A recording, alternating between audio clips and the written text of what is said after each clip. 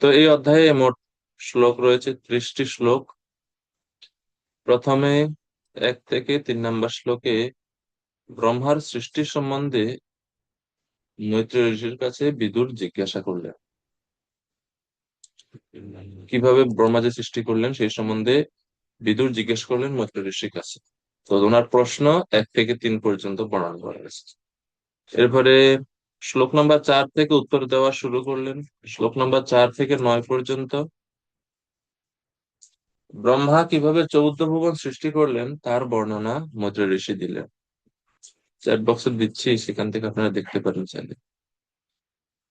সৃষ্টির শুরুতে যেহেতু কাল নামক শক্তি সৃষ্টির সূচনাতে কাজ করে, সেই কারণে কালের বৈশিষ্ট্য সম্বন্ধে 11 থেকে 13 নম্বর শ্লোকে বর্ণনা করা হচ্ছে। কাল কি, মানে সৃষ্টির শুরুতেই কাল শক্তির দরকার আছে, কাল শক্তি ছাড়া সৃষ্টি কার্য শুরুই হয় না, আমরা সৃষ্টির সময় দেখেছি। তো কালের বৈশিষ্ট্য সম্বন্ধে 11 থেকে 13 নম্বর শ্লোকে বর্ণনা করা আছে। এরপরে শ্লোক নাম্বার 14 থেকে সর্বশেষ পর্যন্ত, অধ্যায়ের শেষ পর্যন্ত সৃষ্টির যে 10টি বিভাগ, সেই 10টি বিভাগ সম্বন্ধে আলোচনা করা হয়েছে। তো এই হচ্ছে পুরো অধ্যায়।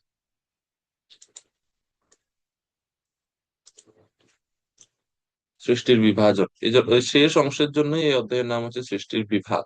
সৃষ্টির বিভাগ।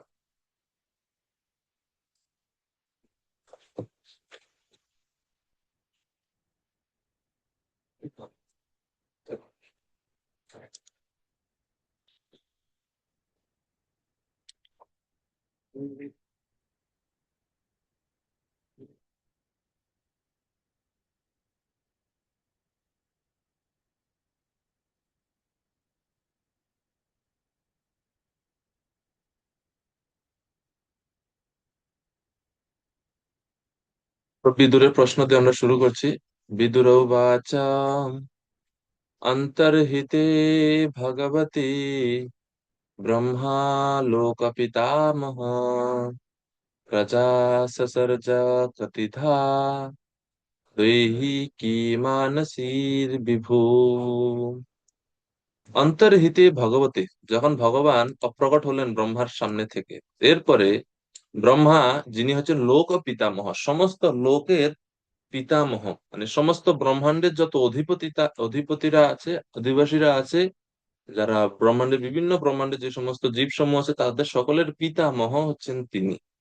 জন্য বলছেন লোক পিতামহ। তিনি প্রজা সসর্জ, প্রজা সৃষ্টি করলেন। কোথা থেকে প্রজা সৃষ্টি করলেন? প্রজা বলতে সন্তানাদি সৃষ্টি করলেন ওনার কোথা থেকে? দৈহিকী মানসী বিভু। দৈহিক মানে শরীর থেকে, মানসী মানে হচ্ছে মন থেকে। আমরা গত অধ্যায়ের শেষে দেখেছিলাম মৈত্রী ঋষি বললেন যে তস্মৈ এবং জগৎ সৃষ্টে প্রধান পুরুষেশ্বর ব্যজ্যেদম স্বেন রূপেণ কঞ্জনাব তিরোধাতে। অর্থাৎ মহর্ষি মৈত্রী ঋষি শেষ মানে নবম অধ্যায়ের শেষে বলেছেন যে ব্রহ্মাণ্ডের স্রষ্টা ব্রহ্মাকে এভাবে সৃষ্টি বিস্তার করার আদেশ দিয়ে ভগবান নারায়ণ অন্তর্হিত হলেন। তো অন্তর্হিত হওয়ার পরে ব্রহ্মা কি করলেন, ভগবান যাওয়ার পরে ব্রহ্মা কি করলেন, তা এখন বর্ণনা করা হচ্ছে। বিদুরের জিজ্ঞাসা তখন স্বাভাবিকভাবে আসতে পারে যে ওকে, তারপরে তিনি কি করলেন। তো বিদুরের জন্য জিজ্ঞেস করছেন।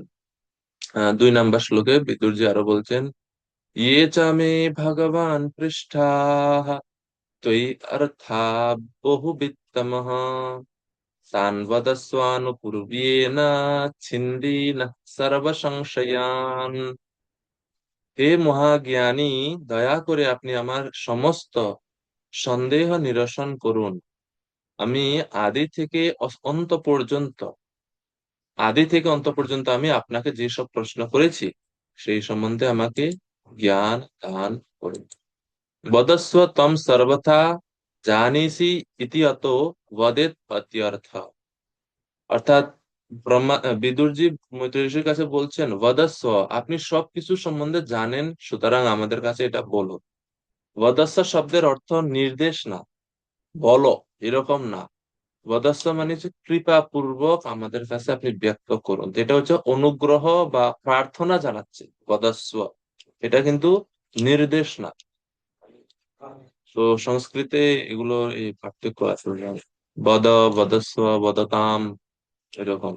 তো বদস্ব মানে হচ্ছে অনুরোধ করছে। তো স্বাভাবিকভাবে এটা শিষ্টাচার যে শিষ্য গুরুদেবের কাছে প্রার্থনা করবে, গুরুদেবের কাছে প্রশ্ন জিজ্ঞেস করবে। তো মৈত্রী ঋষির কাছে বিদুরজি প্রশ্ন জিজ্ঞেস করছে, কেননা তিনি জানেন যে মৈত্রী ঋষি এইসব তত্ত্ব সম্বন্ধে খুবই অভিজ্ঞ। এবং আমাদের ইসকন একটা গ্রন্থ আছে, গুরু কৃপা লাভের পন্থা। আপনারা দেখছেন এই গ্রন্থটা? শ্রী গুরু কৃপা লাভের পন্থা, এই বই কারা কারা পড়ছেন? পড়েন নাই? ছোট্ট পাতলা একটা বই আছে। বাংলাদেশে তো অনেক, বাংলাদেশে তো এটা সচরাচর পাওয়া যায় কি জানি, ভারতে হয়তো অত বেশি অ্যাভেলেবেল না, বা প্রচার করে না হয়তো বা। খুব সুন্দর এই শ্লোক, এই গ্রন্থটা। ওটার মধ্যে গুরুদেবের কি কি যোগ্যতা, গুরুর কি কি গুণ দরকার, সেগুলো সুন্দরভাবে বলা আছে। তো তার মধ্যে গুরুদেবের অনেকগুলো গুণের মধ্যে একটা গুণ হচ্ছে সর্বসংশয়াচ্ছেদ্যা।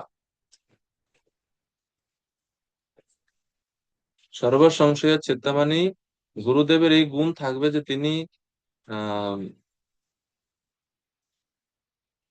শিষ্যের মনের মধ্যে যে সমস্ত সন্দেহগুলো আসে, সেই সন্দেহগুলো গুরুদেব ছেদন করবেন।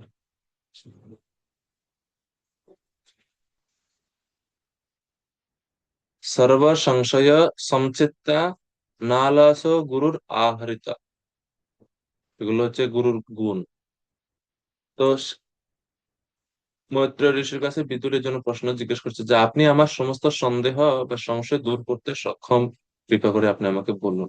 তো এখান থেকে শিল প্রভুপাদ শিক্ষা দিচ্ছেন আমাদের যে গুরুর যোগ্যতা সম্বন্ধে আস্থা থাকা অবশ্যই শিষ্যের কর্তব্য। শিষ্যের এটা খুব ভালোভাবে এই বিশ্বাস রাখা উচিত যে আমার গুরুদেব ভালোভাবে আমার সমস্ত সংশয় দূর করতে পারে। গুরুদেবের উপরে এই আস্থা বা বিশ্বাস রাখতে হবে।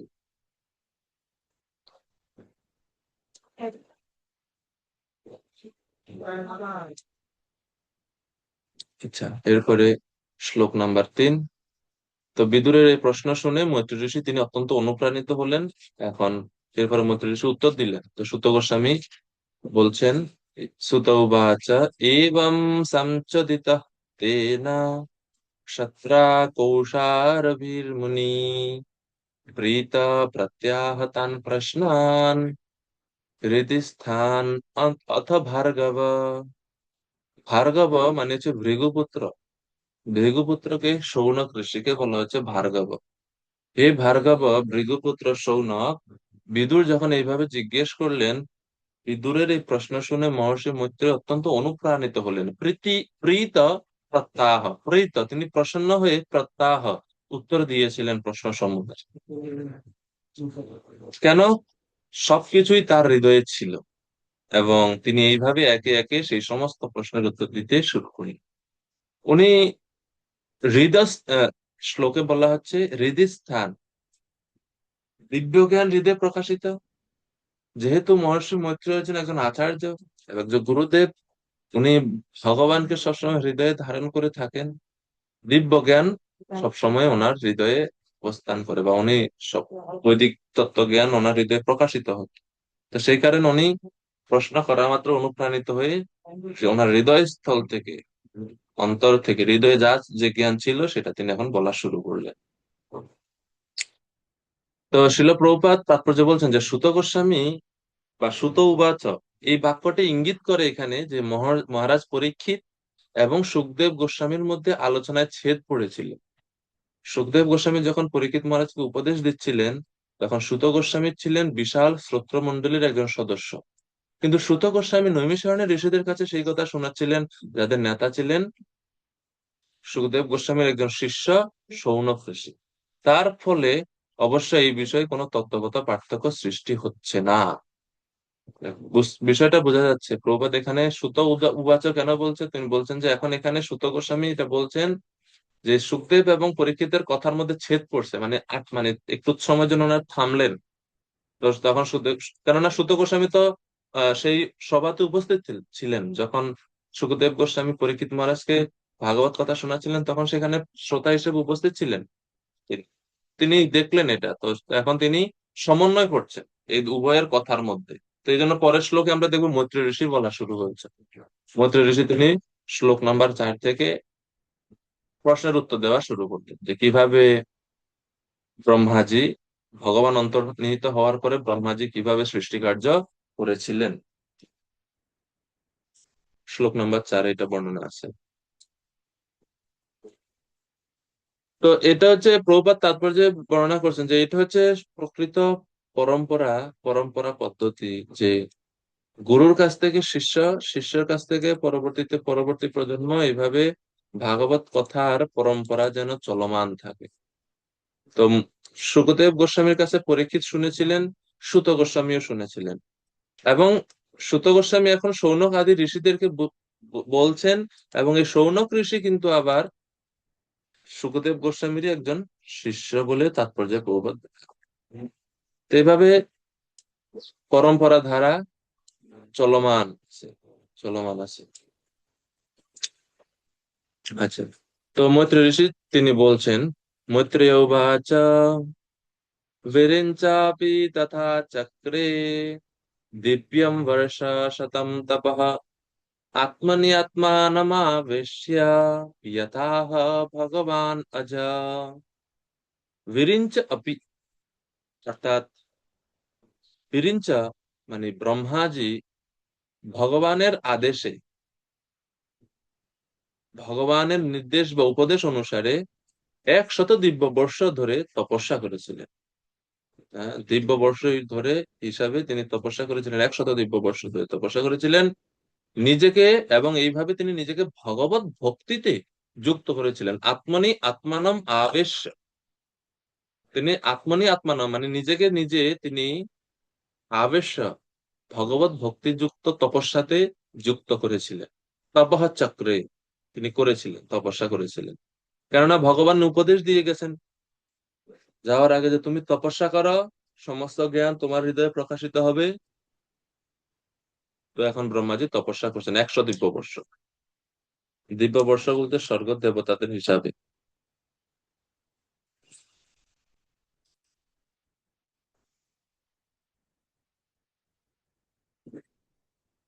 এরপরে তো শ্রীল প্রভুপাদ তাৎপর্যে বর্ণনা করছেন তপস্যার গুরুত্ব সম্বন্ধে, যে ব্রহ্মা নিজেকে ভগবানের সেবায় যুক্ত করেছিলেন, তার মানে হচ্ছে তিনি ভগবানের প্রেমময়ী সেবায় যুক্ত হয়েছিলেন। আর সেটি হচ্ছে সর্বশ্রেষ্ঠ তপস্যা, যা অন্তহীন কাল ধরে অনুষ্ঠান করা যায়। এই সেবা নিত্য এবং চির উৎসাহ ব্যঞ্জক। তাই এই সেবা থেকে অবসর গ্রহণের কোনো প্রশ্ন ওঠে না। এমন না যে ঠিক আছে, যেরকম সরকারি চাকরি নির্দিষ্ট সময় পরে আপনার পেনশন, রিটায়ারমেন্ট আছে, কিন্তু ভক্তিমূলক সেবা থেকে কোনো রিটায়ারমেন্টের কোনো প্রশ্ন নাই। মৃত্যু পর্যন্ত এই জগতে চলবে, মৃত্যুর পরে ভগবানের ধামে গিয়ে চলবে সেবা নিত্য, নিত্যকাল চলবে। তো এই এই এই এই জন্য তপস্যা করছেন এখানে ব্রহ্মাজি। তো ব্রহ্মাজি আমাদেরকে শেখাচ্ছেন, আমরাও যদি নিজেদেরকে ভগবানের সেবার জন্য যোগ্য করে গড়ে তুলতে চাই, তাহলে আমাদেরও ভক্তিমূলক তপস্যা করার দরকার। ঠিক আছে, তো তপস্যার ফলস্বরূপ কি কি হলো পরবর্তীতে? তো এখন ব্রহ্মাজি তপস্যা করার ফলে তিনি দেখতে পেলেন যে জীব প্রতিনিয়তই মায়ার দ্বারা প্রতারিত হচ্ছে। তদ বিলোক্য য সম্ভূতা বায়ুনে যত্তৎ অধিষ্ঠিতাঃ পদ্মম অম্ভা পদ্মমম্ভা চ তৎকালা কৃতা বীর্যেন কম্পিতম। নন্দরানী কিঙ্করী মাতাজি কৃপা করে অনুবাদ করবেন। হরে কৃষ্ণ। ধন্যবাদ প্রণাম। তারপর ব্রহ্মা দেখলেন যে পদ্মের তিনি অবস্থিত ছিলেন, এবং যে জলের ভেতর সেই কমলটি উদ্ভূত হয়েছিল, তারা উভয়ে প্রচন্ড বায়ুর প্রভাবে কম্পিত হচ্ছিল। হরে কৃষ্ণ প্রণাম। তো ব্রহ্মা দেখছেন যে পদ্মে অবস্থিত যিনি ছিলেন, বা যে পদ্মের মধ্যে তোমার জন্ম হয়েছিল এবং জলের ভিতর সেই কমলটি উদ্ভূত হয়েছিল, তারা উভয়ই প্রচন্ড বায়ুর প্রভাবে কম্পিত হচ্ছে। পুরো ব্রহ্মাণ্ড কম্পিত হচ্ছে, পদ্মফুল কম্পিত হচ্ছে। তো শিল প্রভুপাদ বলছে এটা হচ্ছে তপস্যার ফল। হ্যাঁ, তপস্যা যখন কেউ করে, প্রবাদ তাৎপর্য বলছে যে মায়া এবং ভক্তের মধ্যে যুদ্ধ ঘোষিত হয়, এবং কখনো কখনো দুর্বল ভক্তেরা শক্তিশালী মায়ার আক্রমণের শিকার হন। ব্রহ্মা অবশ্য ভগবানের অহৈতুকী কৃপার ফলে যথেষ্ট শক্তিশালী ছিলেন, এবং তাই তিনি অপরাশক্তির শিকার হননি। যদিও তা যখন তার আসন এবং সত্তাকে আন্দোলিত করেছিল, তখন সেটি তার উদ্বেগের কারণ হয়েছিল। তো এই যে কম্পন, এটাকে প্রভুপাদ উল্লেখ করছেন যে এটা হচ্ছে যে একজন সাধকের, একজন সাধক যখন তপস্যা করে তখন তার কাছেও মায়া এরকম বিভিন্ন প্রতিকূলতা পাঠায়। যেরকম ব্রহ্মাজির কাছে এরকম, এখন তিনি তপস্যা করছেন কিন্তু এখন দেখছেন যে ওনার যে পদ্মফুলের মধ্যে আছেন সেই পদ্মফুল কম্পিত হচ্ছে এবং সমস্ত জল কম্পিত হচ্ছে। তো এটা দেখে ব্রহ্মাজি একটু চিন্তিত। তো প্রভুপাদ বলছেন সাধকরাও যখন তপস্যা করে, মায়া এরকম বিভিন্ন প্রতিকূলতা বা বিভিন্ন সমস্যা সৃষ্টি করে, যেটা দেখে ভক্ত উদ্বিগ্ন হয় বা তার তপস্যাতে বাধা সৃষ্টি হয়। কিন্তু ভক্তদেরকে বুঝতে হবে যে এটা হচ্ছে মায়ার প্রভাব, এজন্য তপস্যা থেকে বা আমাদের যে নিত্য সাধনা, সেই সাধনা যেন কখনো আমরা বন্ধ না করি। তো মায়া প্রভাবটা এরকমই, মানে খুবই শক্তিশালী, এবং যারা সাধনা করে তাদের উপর মায়ার আক্রমণ বেশি।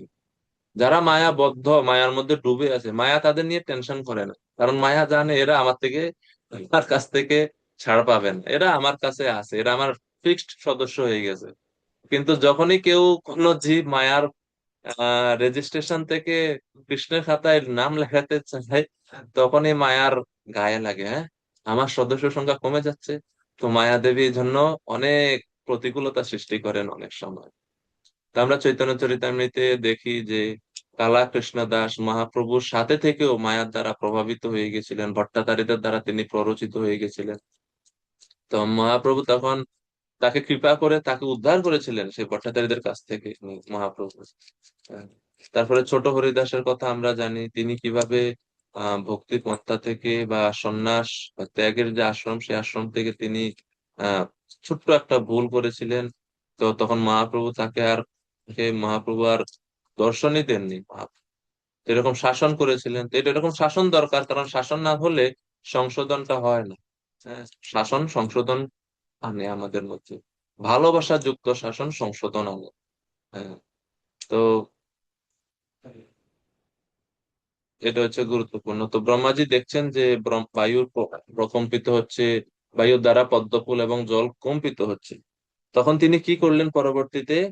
ব্রহ্মাজি তখন এই যে কম্পিত হচ্ছে বা অর্থাৎ এই যে মায়ার যে এই যে বিভ্রান্তিকর অবস্থা সৃষ্টি হচ্ছে, এটা তা দেখে ব্রহ্মাজি তখন পরে তপসা হিয়েধমানেন বিদ্যয়া চাত্ম সংস্থয়া বিভৃত্য জ্ঞান বল, বিবৃত্য বিজ্ঞান বল নপ্যাদ বায়ুম সমার সহম বসা। তখন তিনি এই যে দীর্ঘ তপস্যা করলেন 100 দীর্ঘ বৎসর ধরে, এবং আত্ম উপলব্ধির চিন্ময় জ্ঞান লাভ করে ব্রহ্মা ব্যবহারিক জ্ঞানের পূর্ণতা প্রাপ্ত হয়েছিল। অর্থাৎ ভগবান বলেছিলেন না যে তপস্যা করলে জ্ঞান পাবে, তো তপস্যা করছেন, জ্ঞান লাভ করলেন, এখন তিনি কি করলেন? ব্যবহারিক জ্ঞানের পূর্ণতা প্রাপ্ত হয়েছেন, এবং তিনি জল সহ সেই বায়ু সম্পূর্ণরূপে পান করিলেন। যে যা মা, যেটা ভক্তিতে বাধা সৃষ্টি করছে বা আমার তপস্যা থেকে আমার মনকে বিচলিত করছে, সেটাকেই এখন তিনি শেষ করে দিলেন। তো প্রভুপাদ এখানে সে একই বিষয়ে বলছেন যে ব্রহ্মার জীবন সংগ্রাম হচ্ছে এই জড়জগতে জীব ও মায়া নামক মোহিনী শক্তির মধ্যে একটা নিরন্তর সংঘর্ষের একটি সবিশেষ দৃষ্টান্ত। আমাদের সঙ্গে মায়ার সংঘর্ষটা নিরন্তর ভাবে চলছে, বিশেষ করে যারা বৈদিক সাধনা ভক্তিতে যুক্ত আছে, বৈদিক সাধক যারা, তাদের ক্ষেত্রে তো সাথে তো নিরন্তর সংঘর্ষ মায়াদেবী।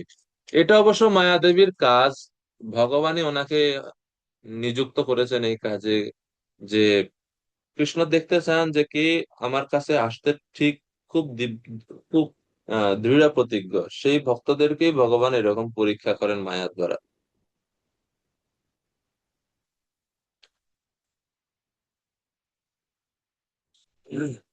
তো প্রভুপাদ বলছেন ব্রহ্মা থেকে শুরু করে এই যুদ্ধ বা এই সংঘর্ষ, সকলেই এই জড়জগতে সবাই এই সংগ্রাম করছে। কিন্তু এই সংগ্রামে জয়ী কারা হয়? যারা পরমেশ্বর ভগবানের শরণাগত হয়ে প্রেমময়ী সেবা মনোভাব নিয়ে তার আদেশ পালন করে, তারাই এই জড় প্রকৃতির এই যে মোহ বা সংঘর্ষ, সেটা থেকে তারা জয়ী হতে পারে। তাদের জীবন তারা সার্থক করতে পারে। এই জন্য যে কোনো সেবা, যা কোনো কিছু হোক না কেন, তার জন্য যদি আমরা নিজেদেরকে যোগ্য করে গড়ে তুলতে চাই, আমাদের ভক্তিমূলক জ্ঞান এবং তপস্যার দরকার আছে, যেটা আমরা ব্রহ্মাজির থেকে শিখছি এখন। ভক্তিমূলক জ্ঞান এবং ভক্তিমূলক তপস্যা আমাদের শক্তি প্রদান করে একটা সেবা সুচারুভাবে সম্পন্ন করার জন্য।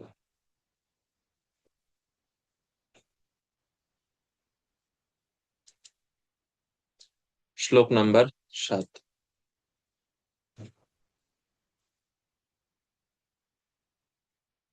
তদ্বিলোক্য তদ্বিলোক্য বিয়দ্ব্যাপি পুষ্করম যদ অধিষ্ঠিতম অনেন লোকান প্রাক্লীনান কল্পিতস্মিতি অচিন্তয়ত।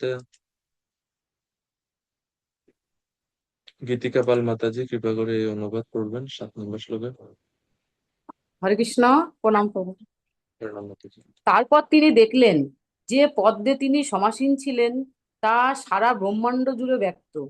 তখন তিনি চিন্তা করেছিলেন, পূর্বে প্রলয়ের সময় এই কমলে যে গ্রহসমূহ লীন হয়েছিল সেইগুলি তিনি কিভাবে সৃষ্টি করবেন। হরে কৃষ্ণ, জয় শ্রী গুরু। তো ব্রহ্মা যেই পদ্ম ফুলের উপরে অবস্থান করছিলেন, তৎ বিলোক্য বিয়দ্ব্যাপী পুষ্করম ইয়াদ অধিষ্ঠিতম, পুষ্করম যে পুষ্করের উপরে তিনি অধিষ্ঠিত ছিলেন, ব্রহ্মাজি অধিষ্ঠিত ছিলেন। পুষ্কর বলতে পদ্মফুল, পদ্মফুলকে পুষ্কর বলা হয়। তো যে পদ্মফুলের উপর তিনি অধিষ্ঠিত বা বসেছিলেন, সেই পদ্মফুলটা এখন তিনি দেখছেন, এটা হচ্ছে বৃহৎ ব্যাপী। বৃহৎ ব্যাপী মানে অত্যন্ত বিস্তৃত। কত বিস্তৃত? পুরো ব্রহ্মাণ্ড জুড়ে বিস্তৃত ওনার এই পদ্মফুল, অর্থাৎ পুরো ব্রহ্মাণ্ডই ওনার এই পদ্মফুল। এরকম তিনি দেখতে লাগলেন বা দেখলেন। তখন তিনি চিন্তা করলেন যে, তখন মনে মনে চিন্তা করলেন যে পূর্বকল্পে, পূর্বে যখন সৃষ্টি হয়েছিল প্রলয়ের আগের কথা, মহাপ্রলয়ের আগে এই পদ্মফুলের মধ্যেই ব্রহ্মাণ্ডের বিভিন্ন গ্রহ সমূহ লীন হয়েছে।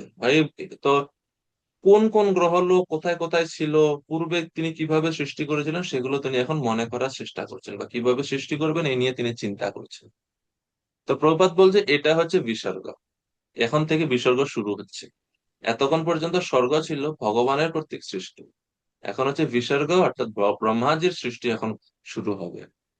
তো প্রভুপাদ বলছেন যে ব্রহ্মা যে কমলে সমাসীন ছিলেন, তাতে ব্রহ্মাণ্ডের সমস্ত গ্রহের বীজ সঞ্চার করা হয়েছিল। সমস্ত গ্রহের বীজ সূক্ষ্ম রূপে, সব গ্রহ নক্ষত্রগুলো সব এই পদ্মফুলের মধ্যে আছে, কমলের মধ্যে আছে। জড়জগৎ এবং সমস্ত জীব বীজ রূপে ভগবান পূর্বেই উৎপন্ন করেছিলেন, আর ব্রহ্মার কাজ ছিল সেই বীজগুলোকে সারা ব্রহ্মাণ্ড জুড়ে ছড়িয়ে দেওয়া। তাই বাস্তবিক সৃষ্টিকে বলা হয়, বা ভগবানের যে সৃষ্টি সেটাকে বলা হয় স্বর্গ। আর ব্রহ্মা কর্তৃক পরবর্তী যে অভিব্যক্তি, সৃষ্টিটা ভগবান যখন করেন সব কিছু সূক্ষ্ম রূপে ছিল, যেমন মহৎ তত্ত্ব, প্রকৃতি, তার প্রধান, এগুলো কি দৃশ্যমান? এগুলোকে দেখা যায়? এগুলো তো দেখা যায় না। তো এগুলো হচ্ছে সূক্ষ্ম রূপে। আর এগুলাকে অভিব্যক্তি বা স্থূল রূপে আনার বা দৃশ্যমান করার কাজ হচ্ছে ব্রহ্মাজির। এটাকে বলা হয় বিস্বরূপ। তো তারপরে তিনি কি করলেন? ব্রহ্মাজি সৃষ্টি করবেন, তো সৃষ্টি প্রকাশ করবেন। তার জন্য তিনি তখন পদ্মকোশম তদাবিশ্য ভগবত কর্ম চোদিতঃ একম একম ব্যবক্ষিত ব্যবংশিত উরুধা ত্রিধা ভাব্যম দ্বিসপ্তধা। তিনি এই পদ্মফুলকে এখন বিভাজন করতে শুরু করলেন, ভাগ করলেন। কিভাবে ভাগ করলেন?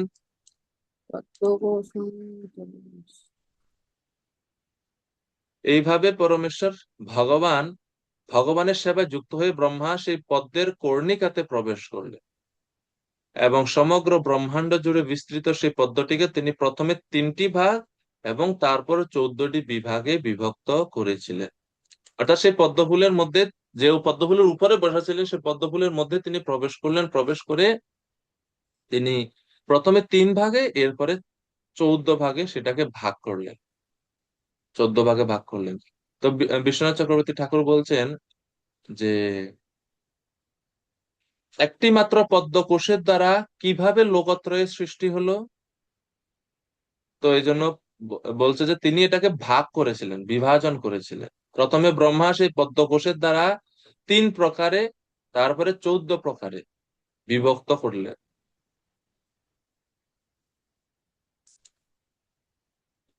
মাতাজি বলুন। হরে কৃষ্ণ প্রভুজি প্রণাম। যা হুম। মহত্তত্ত্ব মতলব কি অ্যাকচুয়ালি বুঝাচ্ছে, কি কে বুঝাচ্ছে? মন মানে মন, ভগবানের মনকে বলা হচ্ছে? না না, তাহলে? যখন ভগবান কারণোদকশায়ী বিষ্ণু সৃষ্টির শুরুতে, এখনো সৃষ্টি কিছু হয়নি, তখন তিনি সৃষ্টি করার জন্য বা সৃষ্টি শুরু হওয়ার জন্য সমস্ত জীব এবং কাল শক্তিকে যখন বহিরঙ্গা প্রকৃতি, সেই প্রকৃতির মধ্যে তিনি প্রেরণ করেন, ঠিক আছে? তখন কি? সেই প্রকৃতির মধ্যে বিক্রিয়ার সৃষ্টি হয়। প্রকৃতি মানে হচ্ছে তিন গুণ সমন্বিত যে বহিরঙ্গা শক্তি বা জড়া প্রকৃতি, সেই প্রকৃতির মধ্যে তখন বিক্রিয়া শুরু হয়। তো বিক্রিয়া হওয়ার ফলে যে প্রথম যে বিক্রিয়াটা হয় বা যে যে পরিবর্তনটা দেখা যায় প্রকৃতির মধ্যে, সেই অবস্থাটাকে বলা হয় মহত্ত্ব। বুঝতে পারছেন? মানে মহত্তত্ত্ব হচ্ছে জড়া প্রকৃতির তিন গুণ, কাল শক্তি এবং জীব মানে জীবাত্মা, তার কর্ম এবং স্বভাব সহ এই সব কিছুর একটা সম্মিলিত অবস্থা, এটাকে বলা হয় মহত্ত্ব। এবং এই মহত্তত্ত্ব থেকে পরবর্তীতে আরো বিক্রিয়া হয়ে পরিবর্তন হয়ে তিন গুণ আরো বিকশিত, বিভাজিত হয় এবং বিভিন্ন সৃষ্টির উপাদানগুলো ধীরে ধীরে ধীরে ধীরে প্রকাশিত হয়। আর প্রধান প্রধান প্রধান হচ্ছে এই যে সত্যগুণ, রজগুণ, তমগুণ, এই তিন গুণের নিষ্ক্রিয় অবস্থাকে বলা হয় প্রধান। মানে তিন গুণ আছে একসাথে নিষ্ক্রিয় অবস্থায়, এটাকে বলা হয় প্রধান। নিষ্ক্রিয় অবস্থা মানে সেটা কখন? তখন কি সৃষ্টি হয়নি তার আগে নাকি? না, সৃষ্টিরও আগে। হ্যাঁ, তো আমরা সেটাই বলছি, সৃষ্টির আগে। সৃষ্টির আগে জাস্ট ভগবানের শরীর থেকে এই যে প্রধান বা প্রকৃতি, প্রকৃতি বা প্রধান একই বস্তু, প্রকৃতি বা প্রধান একই, এটা ভগবানের শরীর থেকে জাস্ট সামনে আসছে। কেন সামনে আসলো? না ভগবান ইচ্ছা করছেন যে এখন সৃষ্টি করবো আমি, তো তাই জন্য এই প্রকৃতি বা প্রধান ইনি ভগবানের সামনে এসে অবস্থান করলেন। এরপরে ভগবান তার মধ্যে দৃষ্টিপাত করলেন, দৃষ্টিপাত করার মাধ্যমে তিনি কাল শক্তিকে এবং জীব শক্তিকে সেই প্রধান বা প্রকৃতির মধ্যে প্রবিষ্ট করলেন, প্রবেশ করালেন। তারপরে বিক্রিয়া শুরু হলো, কাল যখন প্রবেশ করছে তখন এই প্রকৃতি বা প্রধানের মধ্যে বিক্রিয়া শুরু হলো। এরপরে যেটা পরিণত হলো সেটাকে বলা হয় মহত্ত্ব। ঠিক আছে?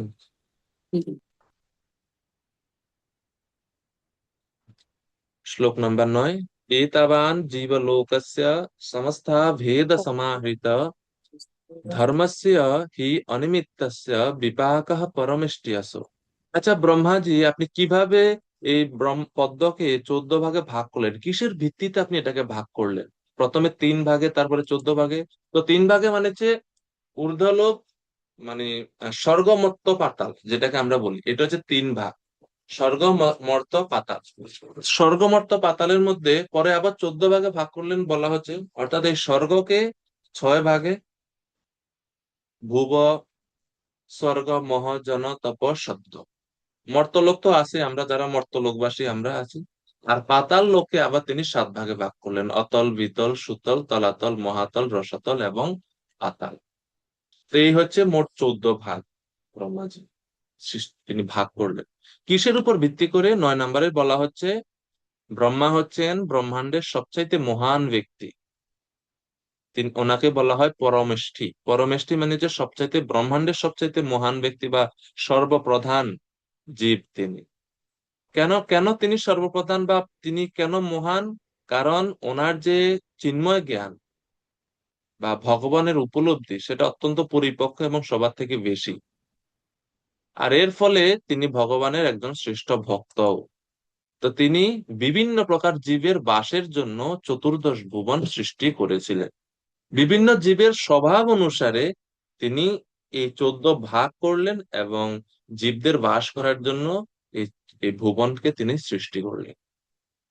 বিভিন্ন, যেমন মাছ, সে জলে থাকতে অভ্যস্ত, তার জন্য তিনি জল সৃষ্টি করলেন। সিদ্ধ যোগীদের জন্য তিনি সিদ্ধলোক সৃষ্টি করলেন, মহলোক, জনলোক সৃষ্টি করলেন। যারা কর্মাসক্ত জীব তাদেরকে তিনি এই মর্তলোকে প্রেরণ করলেন। তো এইভাবে জীবের বাসনা অনুসারে, তার কর্মফল অনুসারে তিনি এই 14 ভুবন সৃষ্টি করলেন। তো শিল প্রভুপাদ তাৎপর্য বলছেন, ভগবান হচ্ছেন সমস্ত জীবের সমস্ত গুণের আধার। ভগবান জড়জগতে বদ্ধ জীবেরা কেবল সেই সমস্ত গুণাবলীর এক নগণ্য অংশ প্রতিফলিত করে। অর্থাৎ ভগবানের মধ্যে যে চিন্ময় গুণ আছে তার এক নগণ্য অংশ আমাদের মধ্যে আছে। কেন আছে? কারণ আমরা ভগবানের অংশ। কিন্তু অংশ বলে যে ভগবানের মধ্যে যত গুণ আছে সব গুণ যে আমাদের মধ্যে আছে তা না, খুবই নগণ্য অংশ। কেন? কারণ আমরা তো অনু অংশ, বিভিন্ন অংশ, অনু অংশ, ক্ষুদ্রাতে ক্ষুদ্র অংশ আমরা। এই কারণে খুবই সামান্য কিছু গুণ আমরা আহ লাভ করতে পারি। এবং এগুলো আবার কখনো কখনো মূল গুণ নয়, সেগুলো হচ্ছে প্রতিবিম্ব। যেরকম আকাশে, সরি, গাছের মধ্যে আম, জলে আমের প্রতিবিম্ব দেখা যায়। তো হয়তো ভগবানের মধ্যে যে চিন্ময় গুণগুলো আছে, যেমন সত্য, দয়া, এই যে গুণ সমূহ, জ্ঞান, এগুলো আমাদের মধ্যে মূল গুণটা নাই, সেই গুণের ছায়া আছে খালি, এই ছায়া রূপে আছে। মানে মূল গুণ আমরা লাভ করতে পারি না বদ্ধ জীবন, এই জড়জগৎ। প্রতিবিম্ব রূপে আমরা কিছু পেয়ে থাকি হয়তো। তো শিল প্রভুপাদ তাৎপর্যে আরো বলছেন যে পরমেশ্বর ভগবানের বিভিন্ন অংশ, এই প্রতিবিম্ব জীবেরা বিভিন্ন মাত্রায় ভগবানের আদি গুণাবলী উত্তরাধিকার সূত্রে লাভ করেছে, এবং সেই সমস্ত গুণাবলীর মাত্রা অনুসারে তারা বিভিন্ন যোনিতে জন্মগ্রহণ করে। যারা খুব বেশি গুণের অধিকারী তারা ঊর্ধ্ব লোকে থাকে। যারা খুব কম গুণের অধিকারী ভগবানের, তারা নিম্ন লোকগুলোতে বা পশু দেহতে তারা জন্মগ্রহণ করে। যেহেতু ব্রহ্মা ভগবানের যে সব গুণ, তার মধ্যে সবচাইতে বেশি গুণ ব্রহ্মার মধ্যে আছে, এই কারণে ব্রহ্মা সর্বোচ্চ লোক, সত্যলোকে তিনি অবস্থান করছেন। এই কারণে ওনাকে পরমেষ্ঠী বলা হয়। তিনি মহান এই কারণে, তিনি ভগবানের যে সমস্ত গুণ তার বেশিরভাগ তিনি লাভ করতে বা তা ওনার মধ্যে আছে, বিরাজ করে। তো আমরা জানি এটা ভক্তি রসামৃত সিন্ধু থেকে, যে ভগবানের যে 64টা গুণের কথা রূপ গোস্বামী বলছেন, তার মধ্যে 50টি গুণ জীব লাভ করতে পারে, তাও সম্পূর্ণরূপে না, খুবই নগণ্য রূপে। ভক্তি রসামৃত সিন্ধু গ্রন্থে বলা হচ্ছে বিন্দু বিন্দু তয়া কাচিত, মানে বিন্দু বিন্দু রূপে। মানে যদি ভগবান হচ্ছেন কোন একটা গুণের মহাসাগর, তার এক কণা হয়তো কোনো জীব লাভ করতে পারে।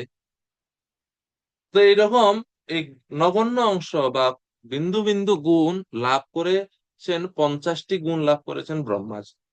তাও 50টি গুণ পূর্ণরূপে নয়, বিন্দু রূপে, অনেক ক্ষুদ্র অংশ রূপে।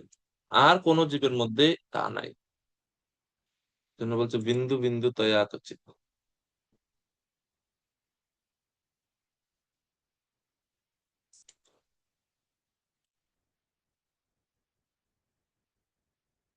এবং এই গুণের উপর ভিত্তি করেই তিনি স্বর্গ বা ঊর্ধ্বলোক, ভূবরলোক এবং অধোলোক বা পাতাল লোক তিনি ভাগ করলেন।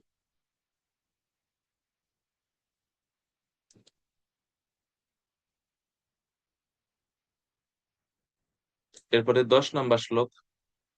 এখন বিদুর প্রশ্ন করছেন আরেকটা। এই বর্ণনা শুনে বিদুরের মনের মধ্যে একটা প্রশ্ন জিজ্ঞাসা আসলো। মৈত্র ঋষি বিদুরজিকে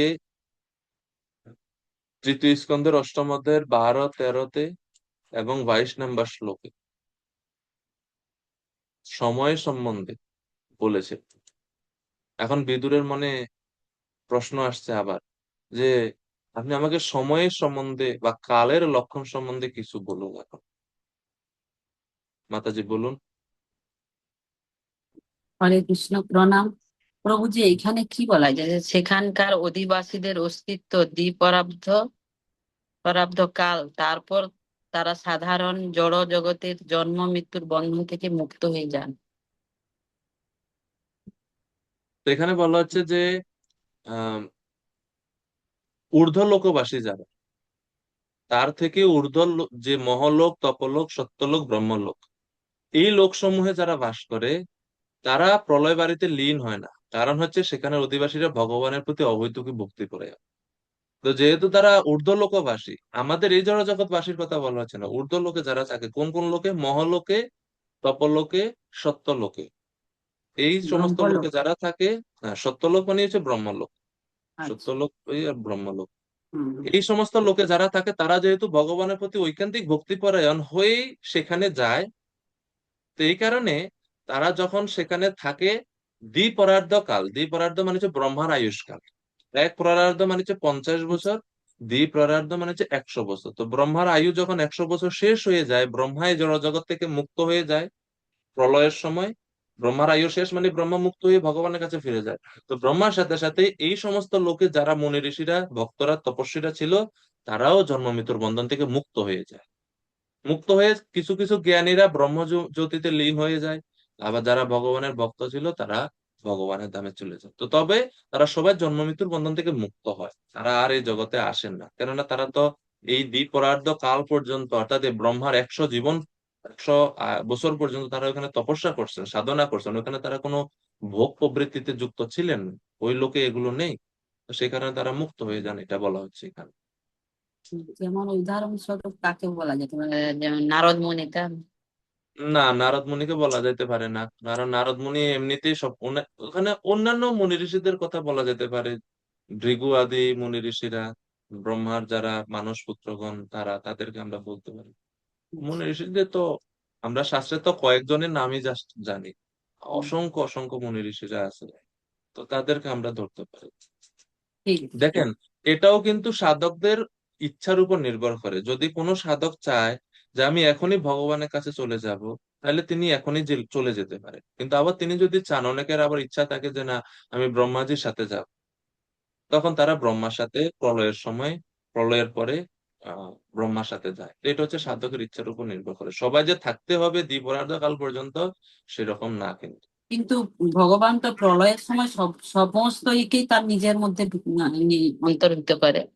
না, যে সমস্ত জিনিস, যে সমস্ত জীবেরা এখনো মুক্ত হয়নি, হুম। তারা প্রলয় যেহেতু হয়ে যাবে, কোথায় থাকবে তারা? তো তখন তারা ভগবানের শরীরে প্রবেশ করে আশ্রয় লাভ করে। আর যারা এই ব্রহ্মাজির সাথে যারা তপস্বীরা আছেন, সাধুরা, ঋষিরা আছেন, তারা তো হুম। অলরেডি মুক্ত হয়ে গেছেন, সেই কারণে তারা ভগবানের কাছে চলে যায়, শান্ত। তারা আর এই হুম। জগতে আসেন না। আচ্ছা। এই ঠিক হচ্ছে আছে। কথা। তো বিদুর পরে 10 নম্বর শ্লোকে এখন ওনার মনের মধ্যে আরেকটা জিজ্ঞাসা আছে যে, হে ঋষি, এখন আপনি আমাকে কাল সম্বন্ধে একটু বলুন, কালের স্বভাব বর্ণনা একটু বলুন। বিদুর উবাচ যথার্থ বহুরূপস্য হরের অদ্ভুত কর্মণঃ কালাখ্যম লক্ষণম ব্রহ্মণ যথা বর্ণয়নঃ প্রভো। হ্যাঁ, রত্ন রত্নধারী প্রভু আছেন, অন্তরঙ্গ মাতাজি অনুবাদ প্রভু। অনুবাদ। বিদুর মৈত্রেয়ের কাছে জিজ্ঞাসা করলেন, হে প্রভু, হে তত্ত্বজ্ঞানী মহর্ষি, দয়া করে শাশ্বত কাল সম্বন্ধে আপনি বর্ণনা করুন, যা অদ্ভুত কর্মা পরমেশ্বর ভগবানের একটি রূপ। সেই শাশ্বত কালের লক্ষণ কি? কৃপা করে বিস্তারিতভাবে তা আপনি আমাদের কাছে বর্ণনা করুন। তো 9 নম্বর শ্লোকে এখন তিনি জিজ্ঞেস করছেন যে কাল সম্বন্ধে একটু বলুন, কালের লক্ষণ কি, তা আমরা জানতে চাই। কেন? কারণ কাল হচ্ছে ভগবানেরই একটা রূপ। বহু রূপ আছে হরে, ভগবানের বহু রূপ আছে, তার মধ্যে একটা রূপ হচ্ছে এই কাল, শ্লোকে বলা হচ্ছে। তো সেই কাল সম্বন্ধে আমরা একটু জানতে চাই। শিলা প্রভুপাদ তাৎপর্য বর্ণনা করছেন যে এই ব্রহ্মাণ্ডের যে গতি, এই গতিটা শুধুমাত্র কালের কারণেই আছে। কাল শক্তি যদি না থাকতো, ব্রহ্মাণ্ডের কোনো গতিই থাকতো না। আর প্রলয় মানে কখন হয়? প্রলয় মানে তখন যখন কাল শক্তি ব্রহ্মাণ্ড থেকে বের হয়ে যায়, এটাই হচ্ছে প্রলয়। সময় নাই, ব্রহ্মাণ্ড প্রলয় হবে। তো এই জন্য কালকে ভগবানের একটা শক্তি বলা হচ্ছে, কাল শক্তি। তো প্রশ্ন যেহেতু করছে কাল সম্বন্ধে, এখন তিনি কাল সম্বন্ধে উত্তর দেওয়া শুরু করছেন। 11 থেকে 13 শ্লোক নাম্বার 11 থেকে 13-তে তিনি কাল সম্বন্ধে উত্তর দিলেন। তো আমরা এক কাজ করব, আমরা 11, 12, 13 তিনটা শ্লোক অনুবাদ পড়ব। তারপরে কি কি বৈশিষ্ট্য বা কালের কি কি লক্ষণ তিনি বললেন তা আমরা তালিকাটা আমরা দেখবো তখন। ঠিক আছে। আহ গোপরানী মাতাজি, আপনি কৃপা করে 3টি শ্লোকের অনুবাদ একটু পড়বেন, 11 থেকে 13।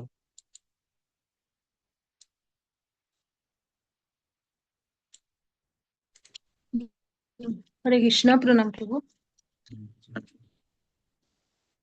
অনুবাদ মৈত্র বললেন, শাশ্বত কাল হচ্ছে জড়া প্রকৃতির 3টি গুণের পারস্পরিক ক্রিয়ার আদি উৎস। তা অপরিবর্তনীয় এবং অসীম, এবং তা প্রাকৃত সৃষ্টিতে নাম্বার 12। এই জড় জগৎ মানে জগৎ জড়া প্রকৃতি রূপে পরমেশ্বর ভগবানের নির্বিশেষ প্রকাশ অব্যক্ত কালের দ্বারা ভগবান থেকে বিচ্ছিন্ন। তা বিষ্ণু মায়ার প্রভাবে ভগবানের যে বস্তুগত অভিব্যক্তি রূপে অবস্থিত। 13, এই জড় সৃষ্টি এখন যেমন আছে পূর্বেও তেমনই ছিল এবং ভবিষ্যতেও তেমনই থাকবে। প্রণাম প্রভু। হরে কৃষ্ণ। 11, 12, 13 পড়া হয়ে গেছে। তো এখন মৈত্র ঋষি তিনি কালের বৈশিষ্ট্য এই 3টি শ্লোকে ব্রহ্মাজিকে, সরি, বিদুরকে বললেন। প্রথমে তো আমরা বৈশিষ্ট্যগুলো যদি দেখি একটু, তাহলে আমরা দেখতে পাচ্ছি এই 3টা শ্লোকে 8টি লক্ষণের কথা মৈত্র ঋষি বললেন। প্রথমে বলছেন 11 নম্বর শ্লোক থেকে আমরা যদি দেখি, গুণ ব্যতিকরা ব্যতিকর আকার। গুণ ব্যতিকর আকার মানে হচ্ছে এই কাল গুণের মিথস্ক্রিয়ার উৎস। অর্থাৎ এই যে 3 গুণ যে পরস্পর যে মিশ্রিত হয়, কার কারণে হয়? কালের কারণে। তো আমরা সৃষ্টির সম্বন্ধে যদি দেখি, প্রকৃতি বা প্রধান ছিল কি 3 গুণের নিষ্ক্রিয় অবস্থা। এই নিষ্ক্রিয় অবস্থা থেকে উত্তেজিত অবস্থায় কখন গেল তারা? যখন কাল শক্তি তার মধ্যে প্রবেশ করছে। তাহলে প্রথম লক্ষণ কালের, কাল কি করে? Source of the interactions of the modes, বা গুণের যে মিথস্ক্রিয়া তার উৎস হচ্ছে এই কাল। প্রথম বৈশিষ্ট্য, গুণ ব্যতিকর আকার। 2 হচ্ছে নির্বিশেষ, কালকে দেখা যায় না, এটা গুণহীন, ইন্দ্রিয়হীন, lack of attributes and hence imperceptible. যেহেতু কোনো বৈশিষ্ট্য বা কোনো গুণ কালের মধ্যে নাই, এজন্য কোনো রূপও নাই, এজন্য এটাকে বলা হয় নির্বিশেষ, দেখা যায় না, জাস্ট অনুভবটা করা যায় কালের, কিন্তু গুণহীন এবং ইন্দ্রিয় অগোচর, এজন্য বলা হচ্ছে নির্বিশেষ। দ্বিতীয় বৈশিষ্ট্য হচ্ছে নির্বিশেষ। 3 নম্বর বৈশিষ্ট্য হচ্ছে অপ্রতিষ্ঠিত। অপ্রতিষ্ঠিত শব্দের অর্থ কি? অপ্রতিষ্ঠিত শব্দের অর্থ হচ্ছে অসীম, লিমিটলেস। মানে অসীম মানে শুরু কোথায় শেষ কোথায় কালের কেউ জানি না আমরা। আচ্ছা, কেন কালের কোনো শুরু শেষ নাই? কারণ কাল কার শক্তি? ভগবানের শক্তি। যেহেতু ভগবানের শক্তি, ভগবানের কি কোথাও শুরু এবং শেষ আছে? নাই। সেই কারণে কালেরও শুরু এবং শেষ নাই। এই কারণে বলা হচ্ছে অপ্রতিষ্ঠিত, মানে ওনার প্রতিষ্ঠা কাল নাই। যেরকম আমাদের ইসকনের প্রতিষ্ঠা আছে, 1966 সনে ইসকন প্রতিষ্ঠা হয়েছে, প্রতিষ্ঠা আছে, কিন্তু কালের কোনো প্রতিষ্ঠা কাল নাই, অপ্রতিষ্ঠিত। এটা হচ্ছে 3 নাম্বার বৈশিষ্ট্য। এরপরের বৈশিষ্ট্য হচ্ছে পরের শ্লোকে, অর্থাৎ 12 নাম্বার শ্লোকে, বিশ্বম ঈশ্বরেণ পরিচ্ছিন্নম। জড়া শক্তিকে পরমেশ্বর ভগবান থেকে পৃথক করে এই কাল শক্তি। বিশ্বম পরিচ্ছিন্ন, সরি, 12 নাম্বার শ্লোকের মধ্যে আছে এটা, বিশ্বম ঈশ্বরেণ পরিচ্ছিন্ন, অর্থাৎ বিশ্ব এবং ঈশ্বর এর মধ্যে পার্থক্য নিরূপণ করে এই কাল। অথবা আমরা আরো বলতে পারি যে এই কাল কি করে এই ব্রহ্মাণ্ডকে বা বিশ্বকে বিভিন্ন আহ স্তরে ভাগ করে। এখন ব্রহ্মাজি যে 14 ভাগে সৃষ্টিকে বা পদ্মফুলকে ভাগ করলেন, কেন ভাগ করলেন? তিনি সৃষ্টি করার জন্য, কেন? কারণ এটা সৃষ্টির সময় এসেছে। তো এই যে সৃষ্টির সময়, এটাই তো কাল শক্তি। এখন সময় এসেছে, এই সময়ের প্রভাবে বা সময়ের গুরুত্বের জন্য বা সময়ের প্রয়োজনে ব্রহ্মা এখন ব্রহ্মাণ্ডের পুরো এই পদ্মফুলটাকে ভাগ করলেন 14 ভাগে। তো এই জন্য বলছে যে এই কাল বিশ্বকে কি করে? বিভাজন করে, divides the universe into various planetary systems. আচ্ছা, এরপরে তো এটা হচ্ছে পঞ্চম গুণ গেল।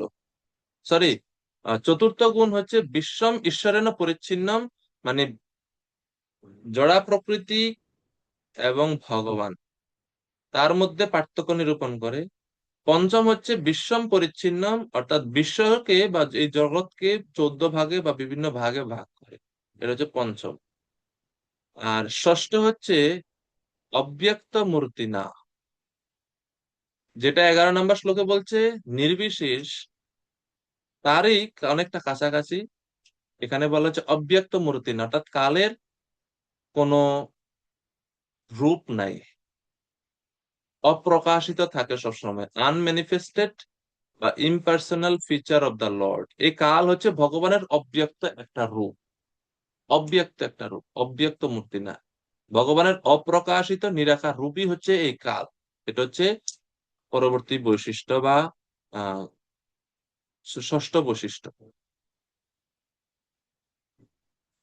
সপ্তম বৈশিষ্ট্য বা লক্ষণ বলছেন ব্রহ্ম তন্মাত্রম। ব্রহ্ম তন্মাত্রম মানে হচ্ছে ভগবানের প্রতিনিধি। এই কাল কার প্রতিনিধি? ভগবানের প্রতিনিধি। এই জন্য এটাকে বলেছে ব্রহ্ম তন্মাত্রা। এটা হচ্ছে সপ্তম লক্ষণ বা বৈশিষ্ট্য কালের। ভগবানের প্রতিনিধি হচ্ছে এই কাল। এটা এই জন্য বলছে ব্রহ্ম তন্মাত্র। যেরকম আপনাদের মনে আছে যে উপদেশামৃতে 6 নম্বর শ্লোকে রূপ গোস্বামী বলছেন গঙ্গা হচ্ছে ব্রহ্মদ্রবত্তম। ব্রহ্মদ্রব মানে ভগবানের আহ জল আকারে যে রূপটা, সেটাই হচ্ছে গঙ্গা, ব্রহ্মদ্রব। তো এই জন্য গঙ্গা পবিত্র, ভগবানের মতোই পবিত্র। তো সেই রকম এই যে কাল, এটা হচ্ছে ব্রহ্ম তন্মাত্র, মানে ভগবানেরই একটা প্রতিনিধি স্বরূপ। ঠিক আছে? তো ব্রহ্ম তন্মাত্রা এটা হচ্ছে সপ্তম গুণ বা বৈশিষ্ট্য। আর সর্বশেষ অষ্টম গুণ বলা হচ্ছে ঈদৃশম, যেটা হচ্ছে 13 নম্বর শ্লোকে আছে, যথা ইদানিম তথাগ্রে চ পশ্চাৎ অপি এতৎ ঈদৃশম। ঈদৃশম মানে হচ্ছে মহাবিশ্বকে অতীতে যেমন ছিল, বর্তমানেই তেমন এবং ভবিষ্যতে তেমনই থাকবে বলে প্রতীয়মান করায় এই কাল শক্তি। এটাকে বলা হচ্ছে ঈদৃশ্য। ঈদৃশ্য মানে এই প্রকার, অর্থাৎ এই কাল আমাদেরকে এমন মনে করায় যে এই ব্রহ্মাণ্ড কোনো সময় নষ্ট হবে না, ধ্বংস হবে না, এরকমই থাকবে। যদিও এই ব্রহ্মাণ্ডের একটা প্রধান বৈশিষ্ট্য হচ্ছে, বা এই জড়জগতের একটা প্রধান বৈশিষ্ট্য হচ্ছে সবসময় ক্ষয়িষ্ণু বা সবসময় এটা নষ্ট হয়, সবকিছু নষ্ট হয় এই ব্রহ্মাণ্ডে। কিন্তু কাল আমাদেরকে এমন মনে করায় যে কোনো সময় এটা নষ্ট হবে না বা কোনো পরিবর্তন হবে না। তো এই যে একটা মোহ সৃষ্টি করে, এটা কাল শক্তি কাজ, এটা কাল শক্তি এটা করে থাকে। এই জন্য বলছে ঈদৃশম, causes the universe to appear alike in the present as it was in the past and shall be in the future. এটা অতীতে যেমন ছিল, বর্তমানে এমনই আছে, ভবিষ্যতে এমনই থাকবে, এরকম বলে মনে করায় এই কাল। তো শিল প্রভুপাদ এই 13 নম্বর শ্লোকে তাৎপর্য বলছেন, এখন যেভাবে এর সৃষ্টি হয়েছে, পরে যেভাবে তার ধ্বংস হবে, তেমনি পূর্বেও তার অস্তিত্ব ছিল এবং ভবিষ্যতেও যথাসময়ে পুনরায় তার সৃষ্টি হবে, পালন হবে, ধ্বংস হবে। তাই কালের সুসংবদ্ধ কার্যকলাপ নিত্য এবং তাকে কখনো মিথ্যা বলা যায় না। জড় জগতের প্রকাশ ক্ষণস্থায়ী এবং আনুষঙ্গিক, কিন্তু তা মিথ্যা নয়, যা মায়াবাদী দার্শনিকেরা দাবি করে। মায়াবাদীরা বলে থাকে জড় জগৎ মিথ্যা, কিন্তু আমরা বলছি এটা মিথ্যা নয়, এটার অভিব্যক্তিটা ক্ষণস্থায়ী, কিন্তু এটা মিথ্যা নয়। তো এই কালের মাধ্যমে এটা এভাবে সবসময় উম, সৃষ্টি ক্রিয়া চলতে থাকে। তো এই পর্যন্ত বা এই 8টি লক্ষণের মাধ্যমে তিনি কালের বৈশিষ্ট্য বললেন। অলরেডি এই কাল সম্বন্ধে আমরা পূর্বেও দেখেছি।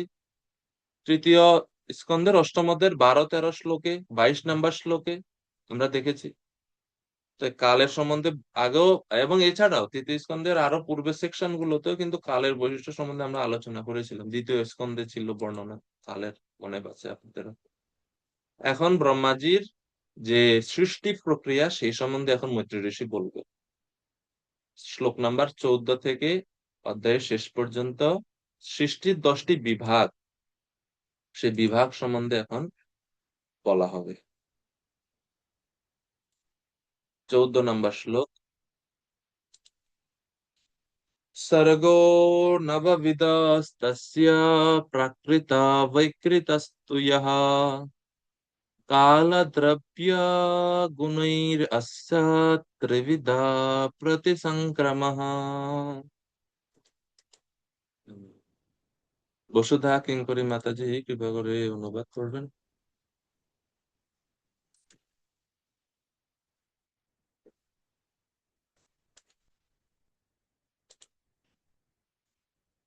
আনমিউট করুন নিজেকে।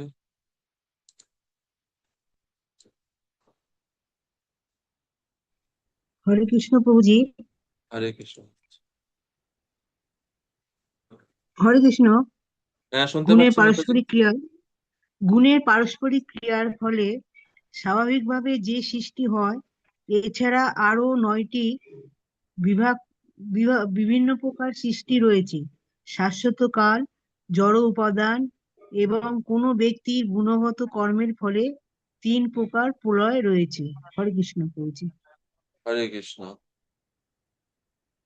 তো এখন এই 14 নম্বর শ্লোকে মৈত্রী ঋষি বলছেন যে গুণের পারস্পরিক ক্রিয়ার ফলে স্বাভাবিকভাবে যে সৃষ্টি হয়, এছাড়া আরো 9টি বিভিন্ন প্রকার সৃষ্টি আছে বা রয়েছে। শাশ্বত কাল, জড় উপাদান এবং কোনো ব্যক্তির গুণগত কর্মের ফলে 3 প্রকার প্রলয় রয়েছে। তো 3 প্রকার প্রলয় সম্বন্ধে এই 14 নম্বর শ্লোকে তাৎপর্য প্রভুপাদ ব্যাখ্যা করছেন। 3 প্রকার লয় কি? ভগবানের পরম ইচ্ছার প্রভাবে নির্ধারিতভাবে সৃষ্টি হয় এবং লয় হয়। 3 প্রকার লয় হচ্ছে নির্ধারিত সময়ে ব্রহ্মাণ্ডের বিনাশ, অনন্ত দেবের মুখনিসৃত অগ্নিজনিত প্রলয় এবং ব্যক্তিগত গুণাত্মক ক্রিয়া প্রতিক্রিয়ার ফলে মৃত্যু। এই হচ্ছে 3 প্রকার লয়। কাল, দ্রব্য এবং গুণের প্রভাবে এই 3 প্রকার লয় হয়ে থাকে বলে মৈত্রী ঋষি এখানে ব্যক্ত করছেন।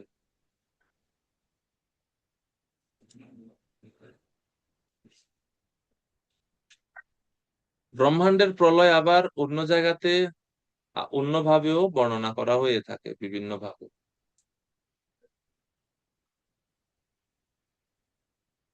আর এই শ্লোকে যে বলা হচ্ছে যে 9 প্রকার বিভিন্ন সৃষ্টি রয়েছে, তো 9 প্রকার সৃষ্টি কি এটা পরে বর্ণনা করা হবে এই অধ্যায়ের পরের অংশগুলোতে। তো এখানে জাস্ট সূচনা, তিনি শুরু করছেন বর্ণনাটা।